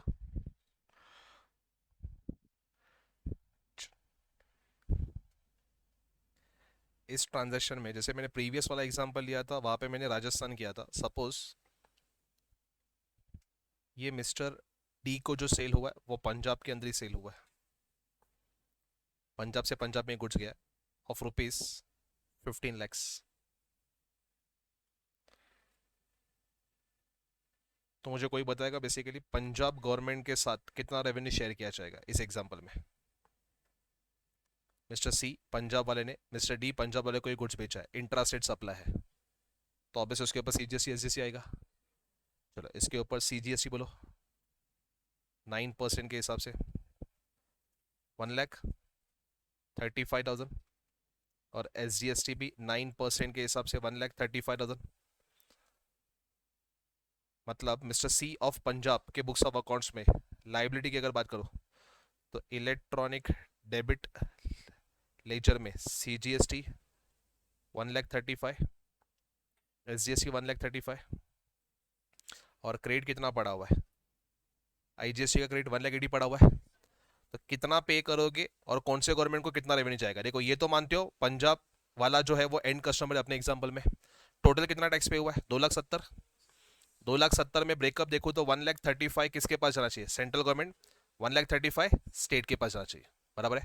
तो अभी यहाँ पे मुझे बना कौन से गवर्नमेंट को कितना रेवेन्यू जाएगा, ये वाले ट्रांजेक्शन में बात करो, सी वाले के पॉइंट ऑफ व्यू करो जरा कैलकुलेशन, सी वाले के पॉइंट ऑफ व्यू कैलकुलेशन करना। सी वाले के बुक्स ऑफ अकाउंट्स में क्रेडिट लेजर 1,80,000 है और सीजीएसटी और एसजीएसटी का लायबिलिटी 135 है। तो कैलकुलेशन करो और मुझे बोलो। और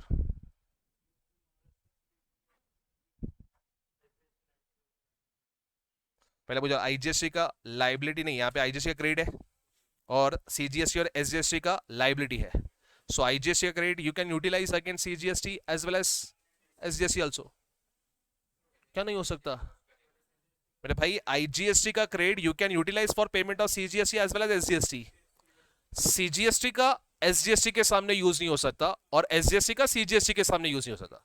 बाकी आईजीएसटी का we can utilise against CGST and SGST. तो करो यूटिलाइज और बोलो मुझे। यस पहले किसके सामने सेट ऑफ करोगे। देखो अगर शायद से किसी ने बहुत पुराना पढ़ा रहेगा तो वहां पे था एनी ऑर्डर एनी मैनर था, एनी ऑर्डर एनी मैनर अभी भी वैसा ही है, लेकिन ऑब्वियसली कॉमन आंसर आने के लिए हम लोग फर्स्ट प्रेफरेंस किसको देंगे, सीजीएसटी को देंगे और नेक्स्ट प्रेफरेंस किसको देंगे, एसजीएसटी। बट प्रैक्टिकल लाइफ में अगर बात करो तो मैं जैसे चाहिए वैसे ले सकता हूँ। सर इधर 90 ले सकता हूँ, हाँ इधर 1,00,000 इधर रिमेनिंग 80,000 ले सकता हूँ, यस इधर 1,20,000 इधर रिमेनिंग 60,000, यस जैसे चाहिए वैसे तुम लोग यूज कर सकते हो प्रैक्टिकल लाइफ में। बट एग्जाम में टू हैव कॉमन आंसर हम लोग फर्स्ट प्रेफरेंस किसको देंगे, सीजीएसटी को, उसके बाद में सेकंड प्रेफरेंस किसको देंगे, एसजीएसटी को देंगे। ठीक है चलो आईजीएसटी में 1,80,000 आईजीएसटी क्रेडिट, इसके सामने पहले तुम लोग सीजीएसटी का लायबिलिटी एडजस्ट करोगे कितना रुपीस 1,35,000, 45,000 का अभी भी मेरे पास क्या पड़ा हुआ आईजीएसटी क्रेडिट, ये 45,000 क्रेडिट यूज कर लो किसके लिए, एसजीएसटी लायबिलिटी क्रेडिट नील। एसजीएसटी लायबिलिटी था कितना 135, उसमें से मैंने आईजीएसटी का क्रेडिट यूज कितना किया 45, अभी भी कितना लायबिलिटी है 90,000 का लायबिलिटी है। पे करने के लिए मेरे पास क्रेडिट नहीं है तो किस में पे करना पड़ेगा, इलेक्ट्रॉनिक कैश। ये किस में गया पेमेंट, तुम लोग का किस में गया है, कहने से एसजीएसटी हेड में पेमेंट गया है, एसजीएसटी। तो अभी आप मुझे बोला सर एसजीएसटी हेड में पेमेंट गया है, मतलब ये कौन से गवर्नमेंट को पेमेंट गया रहेगा अपने इस एग्जांपल के हिसाब से, पंजाब गवर्नमेंट को गया रहेगा। तो अभी कैलकुलेशन करो ये 135 पूरे ट्रांजेक्शन में मुझे बोला पंजाब गवर्नमेंट को कुछ रेवेन्यू निकाल के सेंट्रल को देना पड़ रहा है क्या, देखो जरा 1,35,000 सेंट्रल को मिलना चाहिए था, मिला है क्या देखो पहले। अपने इस एग्जांपल में मुझे 1,35,000 में से स्टार्टिंग में कितना मिला था 54, नेक्स्ट वाले में कितना मिला 36, करो 135 में से ये माइनस करो 54 36 और इधर कितना मिला, इधर कुछ मिल नहीं रहा है, इधर तुम लोग का एसजीएसटी है ना, तो ये सीधा किसको जा रहा है पंजाब गवर्नमेंट को। तो आप मुझे मिलना कितना चाहिए था 135, लेकिन मिला कितना 54 एंड 36 कितना मिला है 90, मतलब अभी भी मिलना कितना बाकी है 40,000 रुपीज मिलना अभी भी बाकी है, बैलेंस है तुम लोग का। चलो स्टेट गवर्नमेंट की अगर बात करें 135 में से स्टार्टिंग में महाराष्ट्र गवर्नमेंट को कितना मिला 54, सेकंड वाला अपना पंजाब गवर्नमेंट को कितना मिला? नहीं पंजाब नहीं, अपना सेकंड वाला कौन सा था? हाँ पंजाबी गवर्नमेंट था, कितना था? 36। अगेन लास्ट में पंजाब गवर्नमेंट को यहाँ पे कितना मिला? 90। 90 मिला ना, एसजीएसटी है ना यार। 90,000 रुपीज तुम लोग का एसजीएसटी है, मतलब ये पूरा किसको पे किया रहेगा? पंजाब स्टेट गवर्नमेंट को पे किया रहेगा। तो ये पूरा 90 तुम लोग का पंजाब में गया है, पूरा गया है। अभी जरा मुझे बना 54 प्लस 36 प्लस 90 अगर ऐड करोगे तो कितना आ रहा है? 180। मिलना कितना चाहिए था इन लोग को? 135। लेकिन एग्रीगेट ले कितना रहे? 180। मतलब कहने से सेंट्रल का 45 पंजाब के पास गया, तो ऑब्वियसली पंजाब गवर्नमेंट को ये 45 किसको देना पड़ेगा? सेंट्रल को देना पड़ेगा। समझ में आता है? मतलब प्रैक्टिकल लाइफ में अपने को नहीं पता चलता सर, हम लोग को तो नॉर्मली इतना ही पता है एसजीएसटी हेड में गया है, लेकिन प्रैक्टिकल लाइफ में ऑब्वियसली किसी गवर्नमेंट के पास एक्सेस गया ना, जब ये ट्रांजेक्शन कंज्यूम हुआ, फाइनल B2C सप्लाई हुआ, B2C सप्लाई हो गया, उसके बाद में तो पता चल गया ना एग्जैक्टली कौन से स्टेट गवर्नमेंट के पास ज्यादा रेवेन्यू गया है। तो उस गवर्नमेंट को अपना रेवेन्यू एक्सेस वाला जो गया उसके पास, वो निकाल के किसको देना पड़ेगा? सेंट्रल को देना पड़ेगा। Because GST is nothing but 50% revenue of central government, remaining 50% of state government. तो प्रैक्टिकल लाइफ में जिस गवर्नमेंट के पास ज्यादा गया, ऑब्वियसली उस गवर्नमेंट को निकाल के किसको देना पड़ेगा? सेंट्रल को देना पड़ेगा, तभी जाके वो बुक्स ऑफ अकाउंट्स टैली होगा। और ये सब प्रैक्टिकल लाइफ में कौन काम करता है sir? GSTN, goods and service tax network, इसके लिए तो बना है। Goods and service tax network ये इंश्योर करता है कि अप्रोप्रिएट स्टेट गवर्नमेंट को रेवेन्यू प्रॉपर्ली मिल रहा है क्या, अगर एक्सेस क्या रहेगा तो वो सेंट्रल गवर्नमेंट के पास प्रॉपर्ली फ्लो हो रहा है क्या, ये सब चेक करना किसका काम रहता है? तुम लोग का जीएसटीएन का काम रहता है। ये समझता है? ऑनलाइन स्टूडेंट्स प्लीज रिप्लाई, ये समझाए क्या?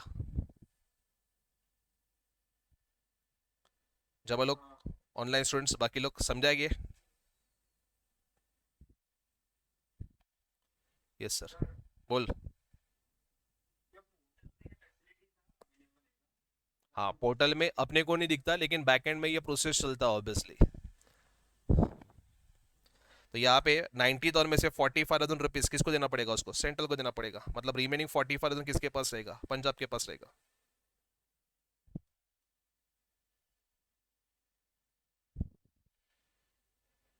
चार और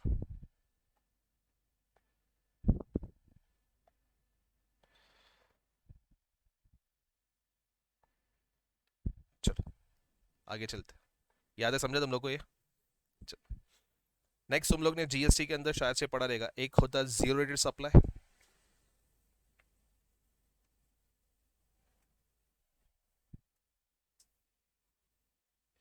एक होता है नील रेटेड सप्लाई, एक होता है एग्जेम्प्टेड सप्लाई, और एक होता है नॉन टैक्सेबल सप्लाई। अभी क्लैरिटी रहेगी, अच्छी बात है, क्योंकि आगे बार बार ये वर्ड आएंगे। कौन सा बोला मैंने? Zero rated supply, nil rated supply, exempted supply and non taxable supply. चलो वन बाय वन डिस्कशन करते हैं। पहले बोलो नील रेटेड सप्लाई मतलब क्या होता है? Nil rated supply,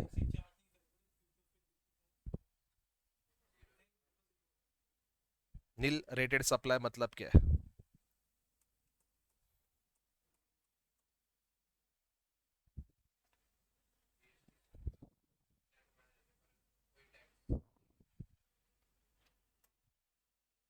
correct Ali.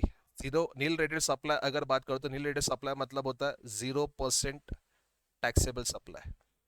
GST के रेट्स याद आते रहेंगे तो 0%, 5%, फिर उसके बाद में 12%, 18%, 28%, कुछ केसेस में 3% भी है।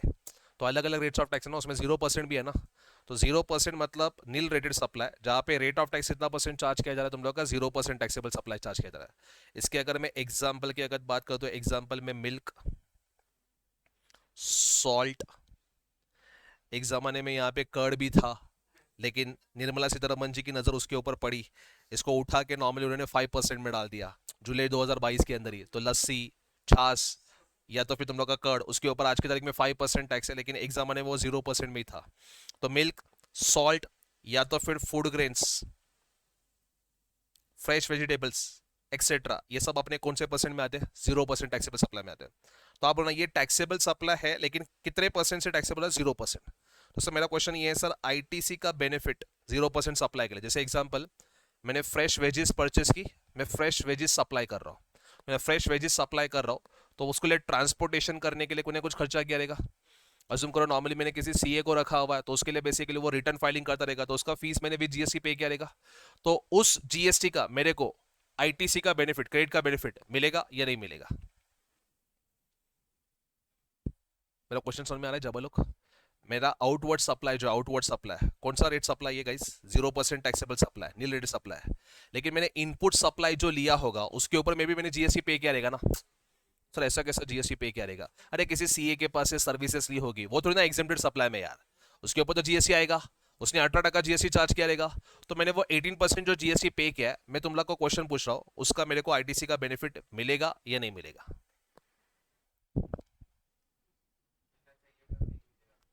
ऐसा नहीं बोलेगा तो अभी फाइनल में तुम लोग ऐसा नहीं बात करने का, मिलना चाहिए बट नहीं मिलेगा, ऐसा मतलब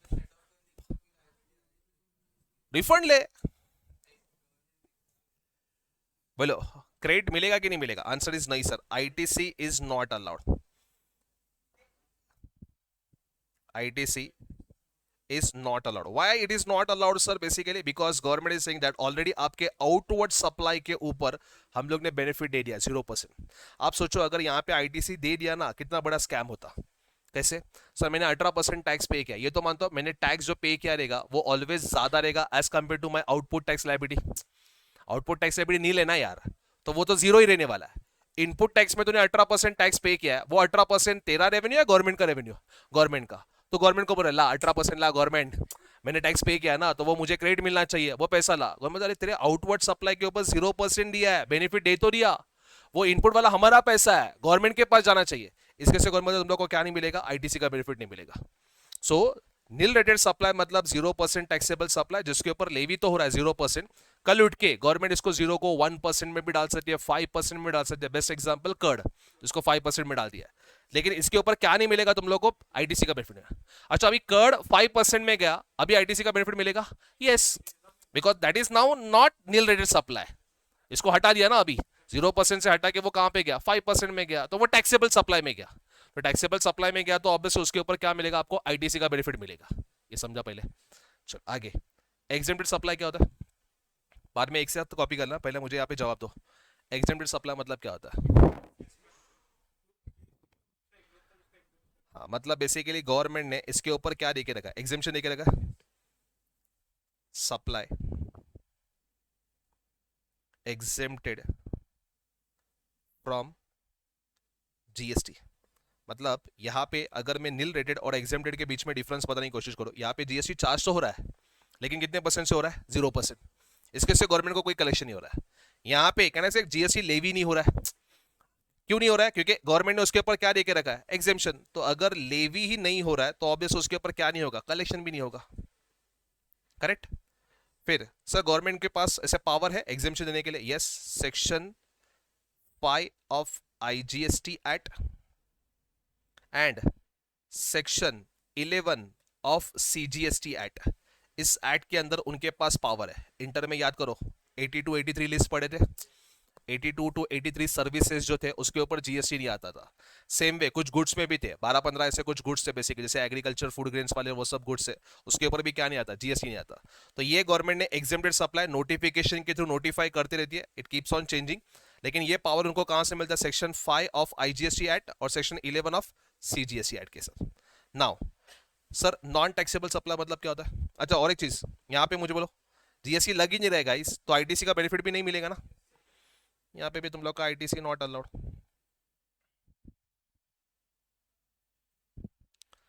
चलो नॉन टैक्सेबल सप्लाई मतलब क्या होता है?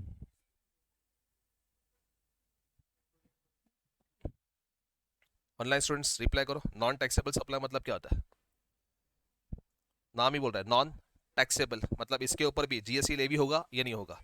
मतलब कुछ प्रोडक्ट्स गवर्नमेंट ने जीएसटी के स्कोप से बाहर रखे हुए, उसके ऊपर जीएसटी चार्ज नहीं हो रहा है, इसको तुम लोग नॉन टैक्सेबल सप्लाई बोलोगे। एग्जाम्पल अपने वही कौन से alcoholic liquor for human consumption, petroleum products and electricity, these are the examples of non taxable supply. And common sense से अगर जीएसटी चार्ज नहीं हो रहा है तो उसमें भी आईटीसी ने का सवाल ही नहीं आता। तो मतलब इन शॉर्ट तीन चीजें मैंने डिस्कस की, फिर से बोलता हूँ। नील रेटेड सप्लाई मतलब 0% से टैक्सेबल हो रहा है। 0% टैक्सेबल हो रहा है तो टैक्सेबल है या एग्जेम्प्टेड है? टैक्सेबल है।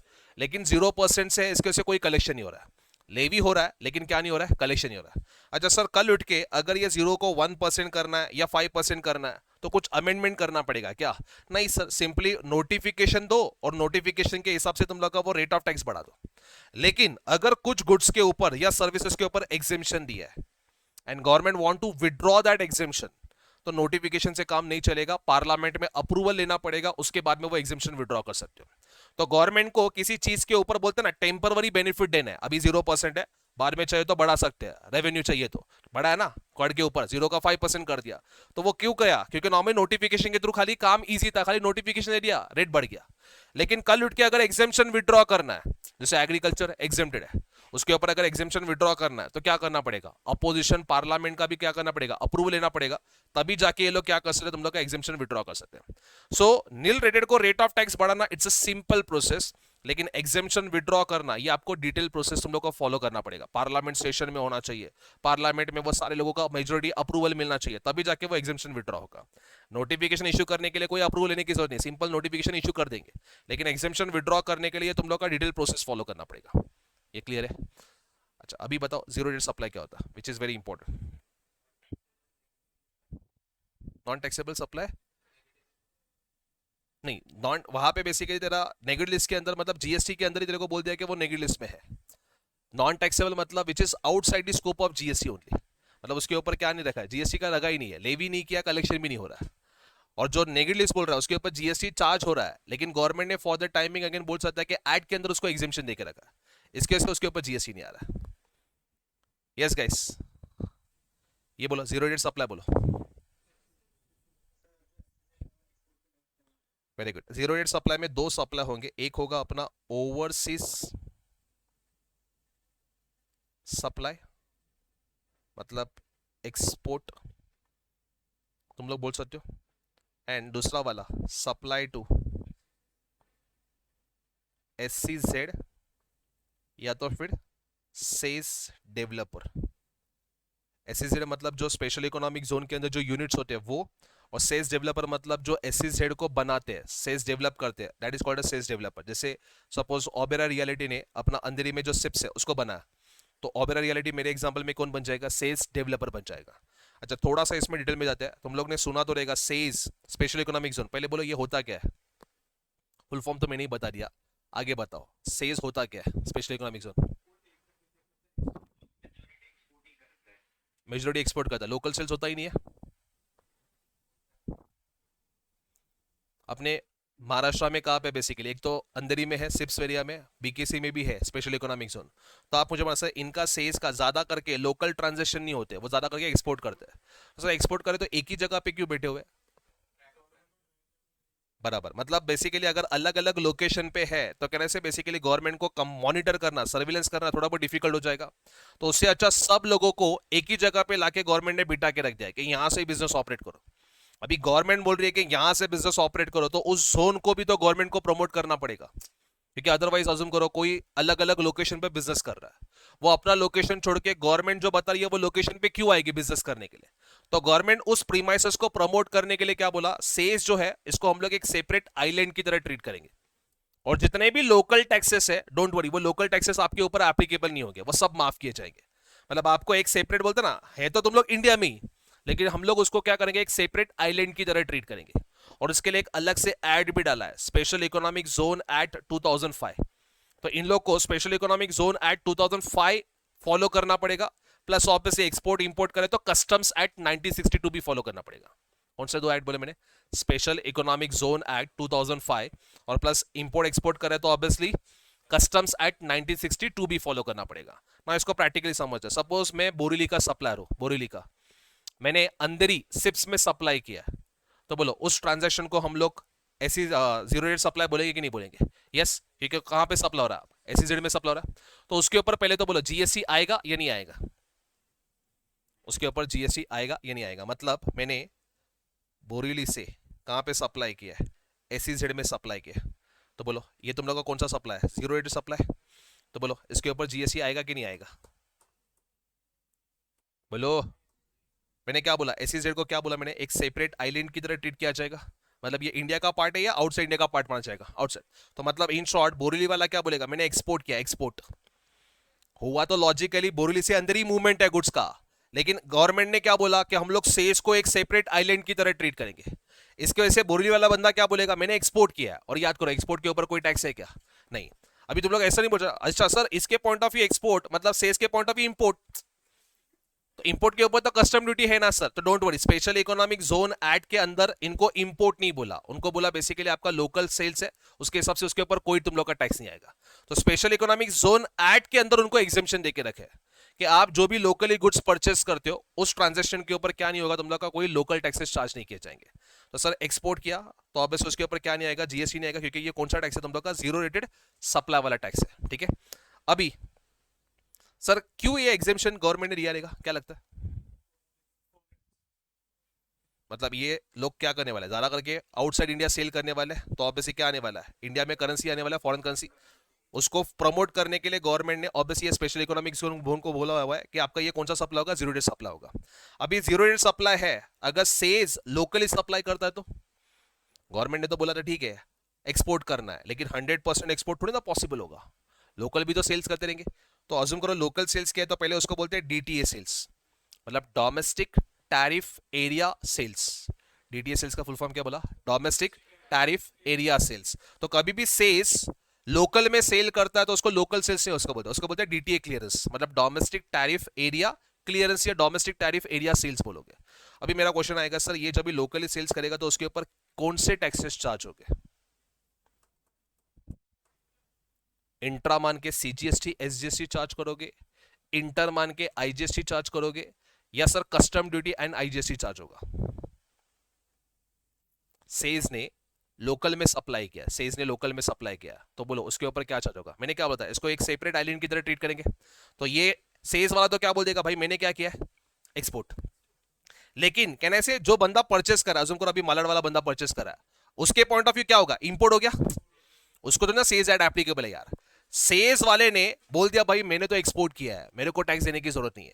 लेकिन कैसे मालाड वाला बंदा, इसके पॉइंट ऑफ व्यू तो क्या हो गया, इंपोर्ट हो गया। अभी इंपोर्ट हुआ मतलब ऑब्वियसली इसके ऊपर कस्टम ड्यूटी भी देना पड़ेगा, एसडब्ल्यूएस सोशल वेलफेयर सरचार्ज भी देना पड़ेगा, आईजीएसटी भी तुम लोग को देना पड़ेगा। मतलब इन शॉर्ट जब भी सेज वाला सप्लाई करेगा ना तभी जीएसटी इनवॉइस नहीं बीओई फाइल करेगा। बीओई मतलब बिल ऑफ एंट्री, ये कस्टम पोर्ट के थ्रू तुम लोग का ट्रांजेक्शन हो रहा है ना यार, तो वहां पे भी कस्टम ऑफिसर्स रहेंगे, तो आपको क्या फाइल करना पड़ेगा, बीओई फाइल करना पड़ेगा। और बिल ऑफ एंट्री के बेसिस के ऊपर ये क्या किया जाएगा, तुम लोग का क्लियरेंस किया जाएगा। ये समझ रहा है? मतलब इन शॉर्ट सेज वालों को अगर आपने सप्लाई किया तो सेज वाले केसेस में जीरो रेट सप्लाई है, उसके ऊपर तुम लोग का बोलते हैं ना मतलब कोई टैक्स नहीं आएगा।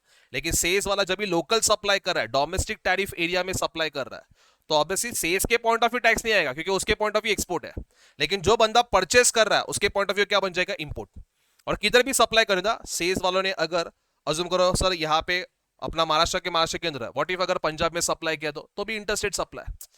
इंटरस्टेट सप्लाई क्यों बोल रहा हूं, क्योंकि इसको लॉ के अंदर क्या किया, ट्रीट की सेपरेट आइलैंड की तरह ट्रीट किया है। तो भले तुम लोग लोकली सेल कर रहे हो, जैसे अंदर से जोगेश्वरी सप्लाई किया सर, लेकिन है तो सेपरेट आइलैंड ना यार लॉ के हिसाब से, तो भी हम लोग इसको क्या बोलेंगे, इंटरस्टेट सप्लाई, और उसके ऊपर custom duty, SWS and IGST charge किया जाएगा। ये समझ में आ रहा है तुम लोग को? अभी सर सेज के एक यूनिट ने सेज के दूसरे यूनिट को सप्लाई किया तो बोलो, सेज के एक यूनिट ने दूसरे यूनिट को अगर सप्लाई किया तो उसके ऊपर जीएसटी आएगा कि नहीं आएगा? जैसे आपको पता है स्पेशल इकोनॉमिक जोन में यूजुअली आप बाहर वाले बैंक के साथ ट्रांजेक्शन नहीं कर सकते। स्पेशल इकोनॉमिक जोन के अंदर जो बैंक के ब्रांचेस है उसी बैंक के अंदर आपका अकाउंट होना चाहिए, उसी के साथ तुम लोग ट्रांजेक्शन कर सकते हो। बाहर आपका नॉर्मल अकाउंट नहीं हो सकता, क्योंकि इन लोग के फॉरेन करेंसी आते हैं ना यार, तो फॉरेन करेंसी के लिए इनका अलग से अकाउंट मेंटेन किया जाता है। स्पेशल इकोनॉमिक जोन के अंदर ही ब्रांच रहती है, उधर ही तुम लोग का अकाउंट ओपन करना है। तो आप लोग वो बैंक कहने से इस सेज वाले यूनिट को सप्लाई करिए, क्या सप्लाई करिए, सर्विसेज प्रोवाइड करिए। फॉरेन रेमिटेंस आएंगे, फॉरेन रेमिटेंस आएंगे तो फोकट में लाएंगे क्या? नहीं सर, उसके लिए क्या चार्ज किया जाएगा, कमीशन चार्ज किया जाएगा। और याद करो कमीशन तो टैक्सेबल है ना। बैंक के केसेस में इंटरेस्ट लिया रहेगा या डिस्काउंट दिया रहेगा तो वो एग्जेम्प्ट है, लेकिन कमीशन या तुम लोग का नॉर्मली अदर फीस पे किया रहेगा तो वो टैक्सेबल है। तो कहने से सेज में जो बैंक लोकेटेड है वो सेज यूनिट को क्या कर रहा है, सप्लाई सर्विसेज प्रोवाइड कर रहा है, मतलब दोनों भी सेज में है। तो बोलो उसके ऊपर जीएसटी आएगा कि नहीं आएगा? ऑनलाइन स्टूडेंट्स बोलो जरा, सेज वाला एक यूनिट ने दूसरे सेज वाले यूनिट को अगर सप्लाई किया रहेगा तो उसके ऊपर जीएसटी आएगा ये नहीं आएगा? मुझे मानो दोनों भी टैक्सेबल टेरिटरी में है या नॉन टैक्सेबल टेरिटरी, नॉट, तो उसके ऊपर जीएसटी का ऐड एप्लीकेबल ही नहीं है ना यार। मैंने चिल्ला चिल्ला के बोल रहा हूँ कि सेज वालों को लोकल टैक्सेस का बेनिफिट तुम लोग का दिया हुआ है, इसको एक सेपरेट आइलैंड की तरह ट्रीट किया जाएगा। तो अगर एक एसईजेड यूनिट ने दूसरे एसईजेड यूनिट को अगर सप्लाई किया है तो उसके ऊपर क्या नहीं आएगा, जीएसटी आएगा नहीं। अच्छा सर, तो फिर उसके ऊपर वो एक्सपोर्ट इंपोर्ट मान के कस्टम के प्रोविजंस एप्लीकेबल हो गए, कस्टम ड्यूटी आएगा नहीं। जैसे मैंने बोला था यहाँ पे भी एक्सपोर्ट किया है तो एक्सपोर्ट के हिसाब से उसके ऊपर कोई टैक्स आया था क्या, नहीं। हाँ, लेकिन सेल्स वालों ने अगर आउटसाइड ही सेल्स सप्लाई किया ना, मतलब डोमेस्टिक टैरिफ एरिया में सप्लाई किया है, तो जो पर्सन परचेस कर रहा है ना उसको कस्टम ड्यूटी और वो सब आईजीएसटी पे करना पड़ेगा, ये समझता है। लेकिन अगर सेल्स ने सेल्स को सप्लाई किया या आपने सेल्स को सप्लाई किया तो वैसे वाले केसेस में कोई टैक्सेस नहीं आएगा। Online students please reply, are you understanding this analysis of zero rated supply? Yes. अभी कॉमन सेंस वाला पॉइंट बता दो मुझे, बोलो यहाँ पे आईटीसी का बेनिफिट मिलेगा या नहीं मिलेगा? बोलना मत, मिलना तो चाहिए ऐसा करके। मुझे बोलो यहाँ पे आईटीसी का बेनिफिट मिलेगा या नहीं मिलेगा? जीरो रेटेड सप्लाई वालों को आईटीसी का बेनिफिट मिलेगा कि नहीं मिलेगा? आंसर इज यस सर, इन लोग को मिलेगा, इन लोग को आईटीसी का बेनिफिट मिलेगा। अभी तुम लोग का सेकंड क्वेश्चन आएगा, सर आईटीसी लेके भी क्या करेंगे? आउटवर्ड सप्लाई जो है वो इनका एक्सपोर्ट है, एक्सपोर्ट के ऊपर तो कोई जीएसटी नहीं आने वाला, तो सर आईटीसी लेके भी क्या करेंगे? अरे आईटीसी जो लेंगे वो तुम लोग को क्या मिलेगा, रिफंड मिलेगा। मतलब जो भी आईटीसी एक्युमुलेट हुआ रहेगा वो आईटीसी क्या मिलेगा, तुम लोग को रिफंड मिल जाएगा। देखो आपके पास दो ऑप्शन है, प्रैक्टिकल लाइफ की बात करो तो, एक तुम लोग नॉर्मली क्या करो, एक लेटर ऑफ अंडरटेकिंग दे दो जिसको एलयूटी बोलते हैं। एलयूटी अगर आपने दिया रहेगा ना तो गवर्नमेंट क्या करेगी, उसके ऊपर जीएसटी चार्ज ही नहीं करेगी, तो तुम लोग को रिफंड देने का भी सवाल नहीं आता। लेकिन आपको एक एलयूटी देना पड़ेगा, मतलब लेटर ऑफ अंडरटेकिंग, कि भाई मैं ये अपने कंजम्पशन की नहीं, मैं इसको एक्सपोर्ट करूंगा, एक्सपोर्ट करने के बाद फॉरेन करेंसी इंडिया में लेके आऊंगा, उस बेसिस के ऊपर गवर्नमेंट आपको क्या दे रही है, तुम लोग का जीएसटी चार्ज नहीं कर रही है। लेकिन अगर बेसिकली सर मैं बोलता हूं कि नहीं मुझे नहीं पता कभी एक्सपोर्ट होने वाला है, कैसे होने वाला है, तो मतलब ठीक है क्रेडिट का बेनिफिट ले ले। जब भी तुम लोग एक्सपोर्ट करोगे, फॉरेन करेंसी लेके आओगे, एविडेंस सबमिट करो, और जो क्रेडिट लिया था उसका तुम लोग नॉर्मली क्या कर दो, रिफंड ले लो। तो दो ऑप्शन है, आइदर जीएसटी लगाएंगे ही नहीं एलयूटी के बेसिस के ऊपर, या तो फिर जीएसटी लगाएंगे, आईटीसी का बेनिफिट मिलेगा, जब ये एक्सपोर्ट करोगे पैसा लेके आओगे, एविडेंस सबमिट करो, और जो क्रेडिट लिया था उसका तुम लोग को बाद में क्या मिल जाएगा, रिफंड मिल जाएगा। सो पूरे सप्लाई में अपने एग्जांपल में देखो, टैक्सेबल सप्लाई कॉमन सेंस है, टैक्सेबल सप्लाई में अपने को आईटीसी मिलेगा ही। बट ये चारों केसेस में ना जीरो रेट सप्लाई ऐसा है जहां पे तुम लोग को आईटीसी का बेनिफिट मिलता है, ये थोड़ा बहुत एक्सेप्शनल केस बोल सकते हो। बाकी मुझे बोला नील रेटेड सप्लाई में अपने को आईटीसी मिल रहा है क्या, नहीं सर। एग्जाम सप्लाई में मिल रहा है क्या, नहीं। नॉन टैक्सेबल सप्लाई में नहीं मिल रहा है। लेकिन अपना जो जीरो रेटेड सप्लाई है वहां पे तुम लोग क्या मिलेगा, आईटीसी का बेनिफिट जरूर मिलेगा, ये समझा? चलो लिखो, इंपोर्ट कर दे उसके ऊपर, इंपोर्ट कर, हाँ सेम पे करता तो उसका भी आईटीसी लेगा लेस।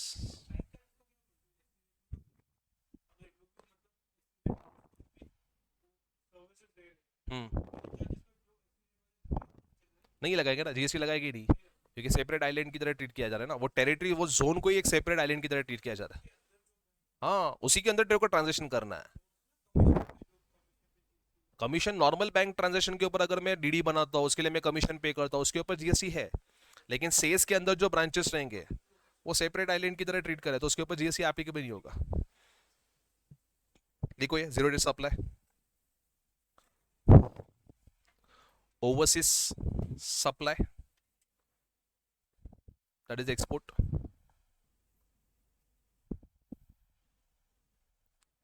या फिर सप्लाई टू सेल्स या सेल्स developer,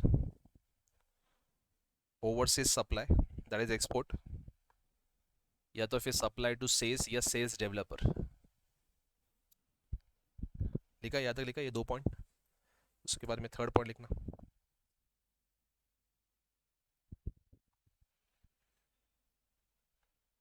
ITC benefit allowed, ITC benefit allowed. Next needed supply, done, needed supply किया।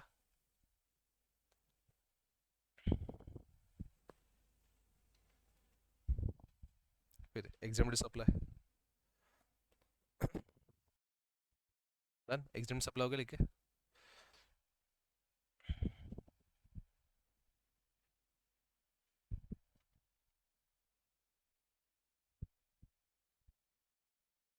supply kept outside the scope of GST.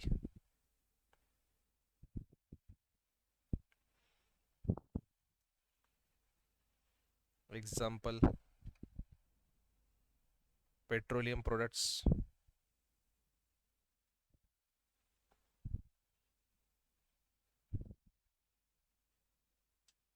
alcoholic liquor for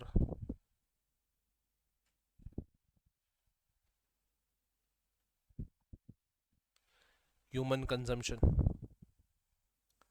अच्छा, लीकर बनाने के लिए अगर आप टेक्निकल प्रोसेस देखोगे ना, तो वो लीकर बनाने के लिए जो सब्सटेंस लगता है उसमें भी 95% अल्कोहलिक कंटेंट होता है, but that you can not consume directly. उसके ऊपर एक टेक्निकल प्रोसेस होगा, उसके बाद में आप कंज्यूम कर सकते हो. इतना आपने को टेक्निकल नहीं जाना है, लेकिन समझने की कोशिश करो. लीकर मैन्युफैक्चर करने के लिए कुछ लीकर का एक सब्सटेंस लगता है. डायरेक्टली दारू तो नहीं बनेगा ना यार, पहले कुछ ना कुछ तो रॉ प्रोडक्ट होगा. तो जो लीकर का सब्सटेंस होता है उसमें भी 95% अल्कोहलिक कंटेंट होता है, but that it can not consume directly. उसका फिल्ट्रेशन होगा, प्रोसेस होगा, उसके बाद में वो पीने के लायक हो जाएगा, मतलब कंज्यूम कर सकते हैं. तो अभी मेरा क्वेश्चन ये है सर, वो सब्सटेंस जहां पे 95% अल्कोहलिक कंटेंट है, मतलब मेजोरिटी अल्कोहलिक कंटेंट है, उसके ऊपर जीएसटी आएगा या नहीं आएगा? मेरा क्वेश्चन समझ में आ रहा है? देखो, दारू के ऊपर जीएसटी नहीं आएगा वो तो समझता है, बट व्हाट इफ जो दारू मैन्युफैक्चर करने से पहले जो रॉ प्रोडक्ट है, तो इसके अंदर अल्कोहलिक लीकर का 95% के आसपास सब्सटेंस है which can not consume directly, तो उसके ऊपर जीएसटी आएगा कि नहीं आएगा? आंसर इज आएगा. उसके ऊपर 18% जीएसटी आता भी है. लेकिन जो प्रॉपर दारू है ना, प्रॉपर दारू जो लीकर ह्यूमन कंजम्पशन के लिए होती है, उसके ऊपर तुम लोग का जीएसटी नहीं आता. ये समझ में आया? अच्छा, दारू बेचने के लिए लाइसेंस लगता है, लाइसेंस फोकट में आता है क्या? नहीं, उसके लिए भी कॉस्ट लगेगा. उस लाइसेंस के कॉस्ट के ऊपर जीएसटी आएगा कि नहीं आएगा? मेरा क्वेश्चन समझ में आ रहा है? अगर मुझे सपोज इसका दारू का शॉप ओपन करना है, तो उसके लिए कहने से लाइसेंस लगेगा. स्टेट गवर्नमेंट के पास लाइसेंस लेना पड़ता है, करोड़ सौ रुपीज देना पड़ता है पागल लोगों को. तो आप मुझे बोलो, वो लाइसेंस के लिए मैंने फीस पे किया है, तो उस फीस के ऊपर जीएसटी आएगा या नहीं आएगा? तो अगेन, जब भी नया नया जीएसटी आया था तभी इसमें लिटिगेशन हुआ था, तो ये लोग कोर्ट के पास चले गए थे, बताओ जरा इसके ऊपर जीएसटी आएगा कि नहीं आएगा, क्योंकि लॉ में क्लैरिटी नहीं है.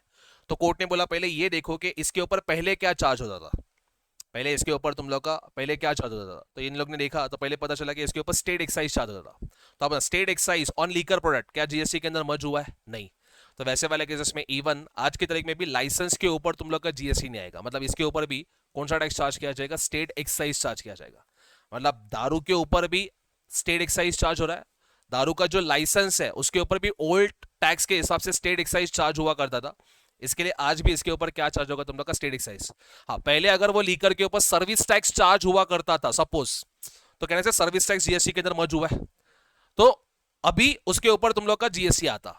बट सिंस ओल्ड टैक्सेस के हिसाब से उसके ऊपर कौन सा टैक्स चार्ज होता? स्टेट एक्साइज चार्ज होता था. इसके से आज भी इसके ऊपर जीएसटी चार्ज नहीं हो रहा है, अभी भी ये कहां पे कंटिन्यू किया जा रहा है? स्टेट एक्साइज के अंदर कंटिन्यू किया जा रहा है. तो मतलब लीकर के ऊपर भी तुम लोग का जीएसटी नहीं आ रहा, ना लीकर के लाइसेंस के ऊपर आ रहा है. लेकिन हाँ, लीकर का जो सब्सटेंस है, मैंने बोला जो रॉ प्रोडक्ट है, वो तुम लोग का ह्यूमन कंजम्पशन डायरेक्ट नहीं कर सकते, इसके से उसके ऊपर क्या आएगा? तुम लोग का जीएसटी आएगा. चलो, हाँ, उसके ऊपर भी जीएसटी आएगा, बिकॉज दैट इज नॉट दारू ना. अरे पर दारू थोड़ी ना है, वो दारू किधर है? तो करके अब जैसे तू ब्रांडी बिंडी की बात कर रहा है, ऐसा मतलब वो अपना उसमें 100% लीकर रहता है, बच्चा मर जाएगा ऐसा मतलब लीकर. कफ सिरप की बात कर रहे हैं ना जो अपने, या परफ्यूम्स आफ्टर शेविंग लोशन जो होता है उसमें हल्का सा अल्कोहलिक कंटेंट होता है, 100% नहीं आएगा. इवन जो इंडस्ट्रीज में भी कुछ कुछ मोटर स्पिरिट्स होते हैं, कुछ लुब्रिकेंट्स होते हैं, उसमें भी बेसिकली लीकर यूज किया जाता है. That is not for human consumption, that is for industrial consumption, तो उसके ऊपर जीएसटी आएगा.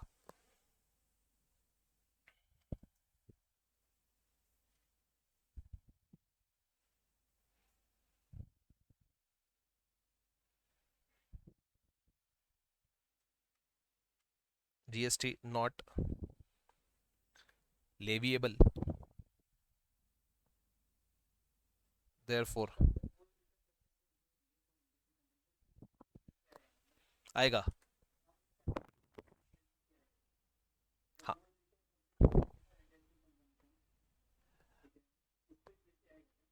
इंडस्ट्रियल कंजम्पशन के लिए मतलब कुछ प्लांट्स या उसमें, अभी जैसे पेंट इंडस्ट्रीज में भी कहां कहां पे बेसिकली लीकर यूज होता है यार, तो वो तेरा इंडस्ट्रियल कंजम्पशन के लिए यूज हो रहा है. इंडस्ट्रियल कंजम्पशन के यूज हो रहा है तो वहां पे बेसिकली देखो जीएसटी आएगा, जीएसटी आएगा तो आईटीसी का बेनिफिट भी मिलेगा। लेकिन जो प्रॉपर लीकर शॉप पे जो लीकर बेचा जाता है ना, या तो फिर नॉर्मली मैन्युफैक्चरर ने होलसेलर या डिस्ट्रीब्यूटर को लीकर बेचा है, तो that is not for industrial consumption, that is for personal consumption only ना, तो उसके ऊपर स्टेट एक्साइज आएगा। Yes, GST not leviable, therefore benefit of ITC is also not available. Benefit of ITC is also not available.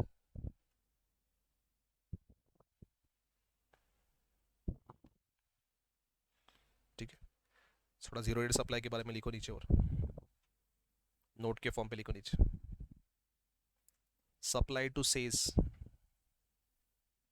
Supply to SEZ shall be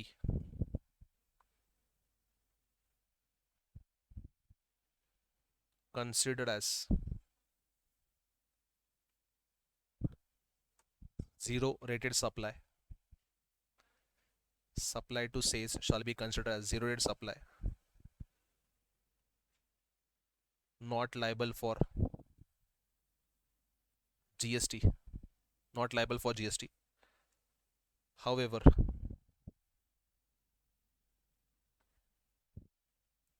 if any goods or services imported, any goods or services imported by SEZ, any goods or services imported by SEZ liable for custom duty as well as IGST. अगर मैं says को supply करूं उसके ऊपर GST नहीं आएगा, zero rate supply, लेकिन says अगर बाहर से इंपोर्ट करता है तो इंपोर्ट के केसेस में ऑब्वियसली उसके ऊपर बेसिक कस्टम ड्यूटी भी आएगा प्लस आईजीएसटी भी आएगा। अगर इसको नॉर्मली एग्जाम करवाना है, मतलब अभी यही आईजीएसटी जो पे किया था ना, उसका इधर क्या लेगा, वो क्रेडिट लेगा, या तो फिर बॉन्ड साइन करके बेसिकली उसके ऊपर जीएसटी माफ करवा लेगा। तो लिखो नेक्स्ट पॉइंट, SEZ में provide letter of undertaking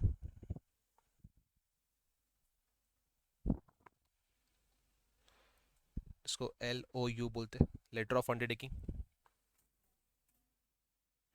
and claim exemption and claim exemption under GST or avail the benefit of ITC or avail the benefit of ITC and after export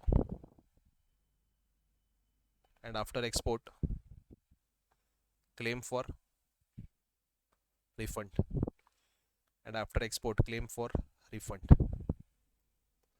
refund में section 54 के हिसाब से RFD 01 file करना पड़ेगा, उसमें CA का या cost account का सर्टिफिकेशन लेगा, वो सब रिफंड टॉपिक में देख लेंगे। अभी फिलहाल खाली इतना याद रखो, दो ऑप्शन है, इधर LUDU लो और उसके बेसिस के ऊपर एग्जाम ले लो, या तो फिर ITC लो और बाद में रिफंड के लिए अप्लाई करो।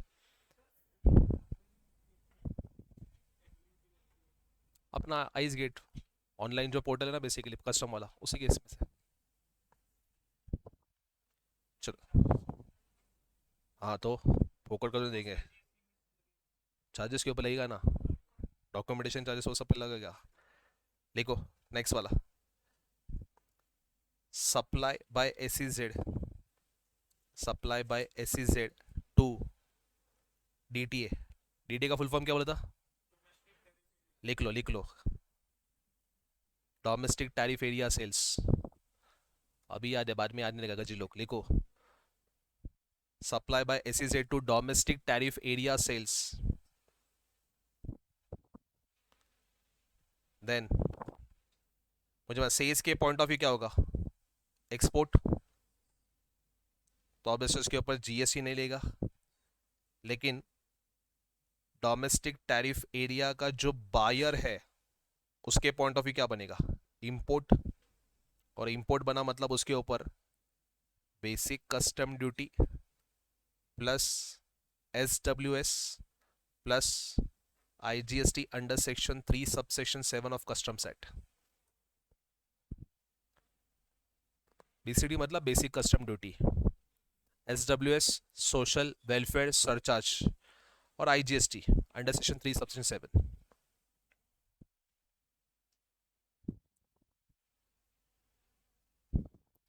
Next point, supply by one SEZ unit to another SEZ unit not liable for GST, not liable for GST। ठीक है, चलो तो आज के इसमें क्या क्या पढ़ा, जब बोलो बोलो जरा मुझे। सबसे पहले बाकी लिखना अभी भी, हाँ प्लीज लोग बोलो क्या क्या पढ़ा। सबसे पहले वैट, वैट की अगर बात करो तो वैट किसके ऊपर चार्ज होता? Intra state sales of goods, intra state sales of goods के ऊपर वैट चार्ज होता। वैट GST में मर्ज करने के पीछे लॉजिक क्या पता? मल्टीपल कंप्लायंसेस से स्टेट गवर्नमेंट के, उसको रिड्यूस करने के लिए बेसिकली वैट को मर्ज किया गया। हाँ नीलेश, CST बोल जरा, GST के अंदर क्यों मर्ज किया? और बराबर CST में दो ड्रॉबैक कौन से थे बेसिकली? एक तो डेस्टिनेशन बेस्ड टैक्स होना चाहिए था लेकिन ओरिजिन बेस्ड टैक्स था, और सेकंड वाला CST का क्या नहीं मिलता था? ITC का बेनिफिट नहीं मिलता था। यस लास्ट में सर्विस टैक्स को मर्ज करने के पीछे लॉजिक, गुड्स इंडस्ट्री अलग, सर्विस इंडस्ट्री अलग थी, तो सर्विस इंडस्ट्री वाले जो गुड्स के ऊपर टैक्स पे किया उसका बेनिफिट ही नहीं ले पाते थे क्योंकि दोनों टैक्सेस अलग अलग थे। इसके लिए नॉर्मल सर्विस टैक्स को भी मर्ज किया गया। हाँ दोस्त, एक्साइज मर्ज करने के पीछे लॉजिक पढ़ के बताएगा। करेक्ट, मैन्युफैक्चरिंग के ऊपर चार्ज होता था लेकिन बेसिकली कहने से वो सैंडविच किट का बेनिफिट सिर्फ और सिर्फ मैन्युफैक्चरर्स ले पाते थे। बीच में जितने भी होलसेलर ट्रेडर्स डिस्ट्रीब्यूटर रहेंगे वो लोग बेनिफिट नहीं ले पाते थे। इसके से एक्साइज को भी क्या किया? मर्ज किया गया। देखो ना, गुड्स के ऊपर ही टैक्स लग रहा है ना यार, तो एक ही टैक्स लगाओ। ये कौन सी बात हुई? मैन्युफैक्चर के ऊपर अलग, सेल करोगे तो उसके ऊपर अलग, एक ही टैक्स लगाओ ना यार, तो आने से कॉम्प्लिकेशंस भी नहीं होंगे। इसके लिए इसको एक्साइज को भी क्या किया? GST के अंदर मर्ज किया गया। फिर नेक्स्ट, अभी समझ में आ रहा है क्यों लॉसेस हो रहा है, कॉम्पेंसेशन भी क्यों निकाला? इतने सारे टैक्सेस मर्ज करने के बाद, इतना क्रेडिट देने के बाद भी कहने से गवर्नमेंट का रेवेन्यू में भी ड्रॉप डाउन हो जाएगा। तो सर गवर्नमेंट का क्या फायदा हुआ GST लाने के वजह से? गवर्नमेंट का रेवेन्यू अगर कम होने वाला है तो फायदा क्या होगा? कहने से पहले जो टैक्स इवेजन होते थे अभी वो नहीं होंगे। पहले जो टैक्स इवेजन होते थे, पहले ये लोग सेल करते थे, ऐसे ही सेल करते थे। अभी ये इतना सब स्ट्रिक्ट कंप्लायंस रखा हुआ है तो गवर्नमेंट का पहले सपोज 2 लाख लोगों के पास से टैक्स मिलता था, अभी 5 लोगों के पास से मिलेगा। तो अमाउंट कम है लेकिन बोलते ना बेसिकली नंबर ऑफ सब्सक्राइबर्स या नंबर ऑफ तुम लोग के टैक्स पेयर्स तुम लोग के बढ़ जाने की वजह से गवर्नमेंट का कलेक्शन बाय डिफॉल्ट बढ़ जाएगा। समझता है? पहले तुम लोग इतने सारे कॉम्प्लिकेशन थे ना यार, तो वहां पे क्या करते थे ये लोग? टैक्स ही पे नहीं करते थे, रजिस्ट्रेशन भी लेते थे।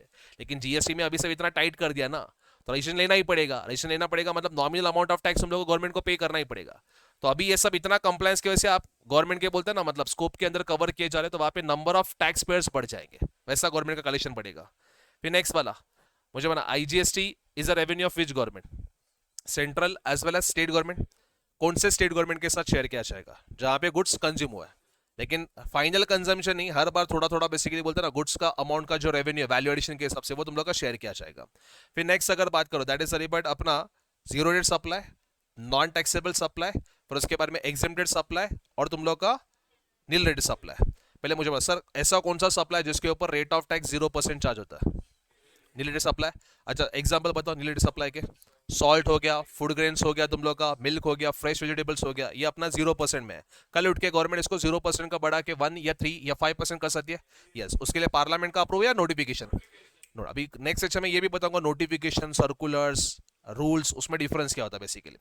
लेकिन तुम लोग को वो होमवर्क करके आना है, कौन सा वाला? ड्यूटी एंड टैक्सेस वाला। हाँ, फिर उसके बाद में नेक्स्ट अगर मैं बात करूँ दैट इज सरी बट ऐसा कौन सा टैक्स जो मैं अगर इसको सप्लाई करता हूँ SEZ या SEZ डेवलपर को सप्लाई करता हूँ तो कौन सा टैक्स चार्ज किया जाएगा? Zero rate supply.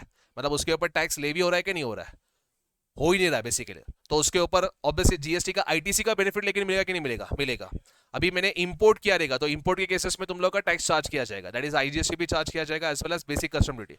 तो आपके पास दो ऑप्शन है, आइदर एलयूटी दो या तो फिर सेकंड वाला आईटीसी का बेनिफिट लो, एक्यूमुलेट करो, बाद में क्रेडिट का रिफंड के लिए अप्लाई कर दो। फिर नेक्स्ट वाला नॉन टैक्सेबल सप्लाई, मतलब जिसके ऊपर जीएसटी आएगा ही नहीं, जो जीएसटी के स्कोप से क्या रखा है, बाहर रखा है। एग्जांपल पेट्रोलियम प्रोडक्ट्स, इलेक्ट्रिसिटी और वो सब हो गया तुम लोग का। फिर बच्चा कौन सा अपना एग्जेम्प्टेड है, मुझे एग्जेम्प्टेड सप्लाई मतलब ऐसा वाला सप्लाई जो टैक्सेबल तो था लेकिन गवर्नमेंट ने उसके ऊपर क्या देके रखा, एग्जेम्पशन। अच्छा कल उठ के अगर एग्जेम्पशन भी विड्रॉ करना रहेगा तो सिंपल खाली नोटिफिकेशन देंगे, पार्लियामेंट में अप्रूवल लेगा, यस। तो वहां पे तुम लोग का 0% को 1% या 5% करने के लिए खाली तुम लोग का नोटिफिकेशन चल जाएगा। लेकिन एग्जेम्पशन विड्रॉ करना है तो ऑब्वियसली पार्लियामेंट सेशन में होनी चाहिए, पार्लियामेंट का अप्रूवल लेना पड़ेगा, तभी जाके वो एग्जेम्पशन विड्रॉ होगा। ठीक है। अच्छा आईटीसी बेनिफिट ये तीनों सप्लाई में नहीं मिलेगा, खाली 0 सप्लाई में तुम लोग का मिलेगा। एसईजेड ने अगर डोमेस्टिक टैरिफ एरिया में सेल किया है तो एसईजेड पॉइंट ऑफ व्यू वो क्या हुआ, export. Domestic tariff area point of view import. तो एसईजेड वाले को कोई टैक्स पे करने की जरूरत नहीं है, लेकिन कैसे जो इंपोर्ट रहेगा उसको बीसीडी भी पे करना पड़ेगा, एसडब्ल्यूएस भी पे करना पड़ेगा और आईजीएसटी। हाँ लेकिन ऑब्वियसली अगर वो एंड कस्टमर नहीं रहेगा तो आईजीएसटी का उसको क्या मिल जाएगा, आईटीसी का बेनिफिट भी मिलेगा। बट बीसीडी और एसडब्ल्यूएस का आईटीसी का बेनिफिट मिलेगा क्या? नहीं सर। अगर वो भी लेंगे तो गवर्नमेंट को क्या मिलेगा यार?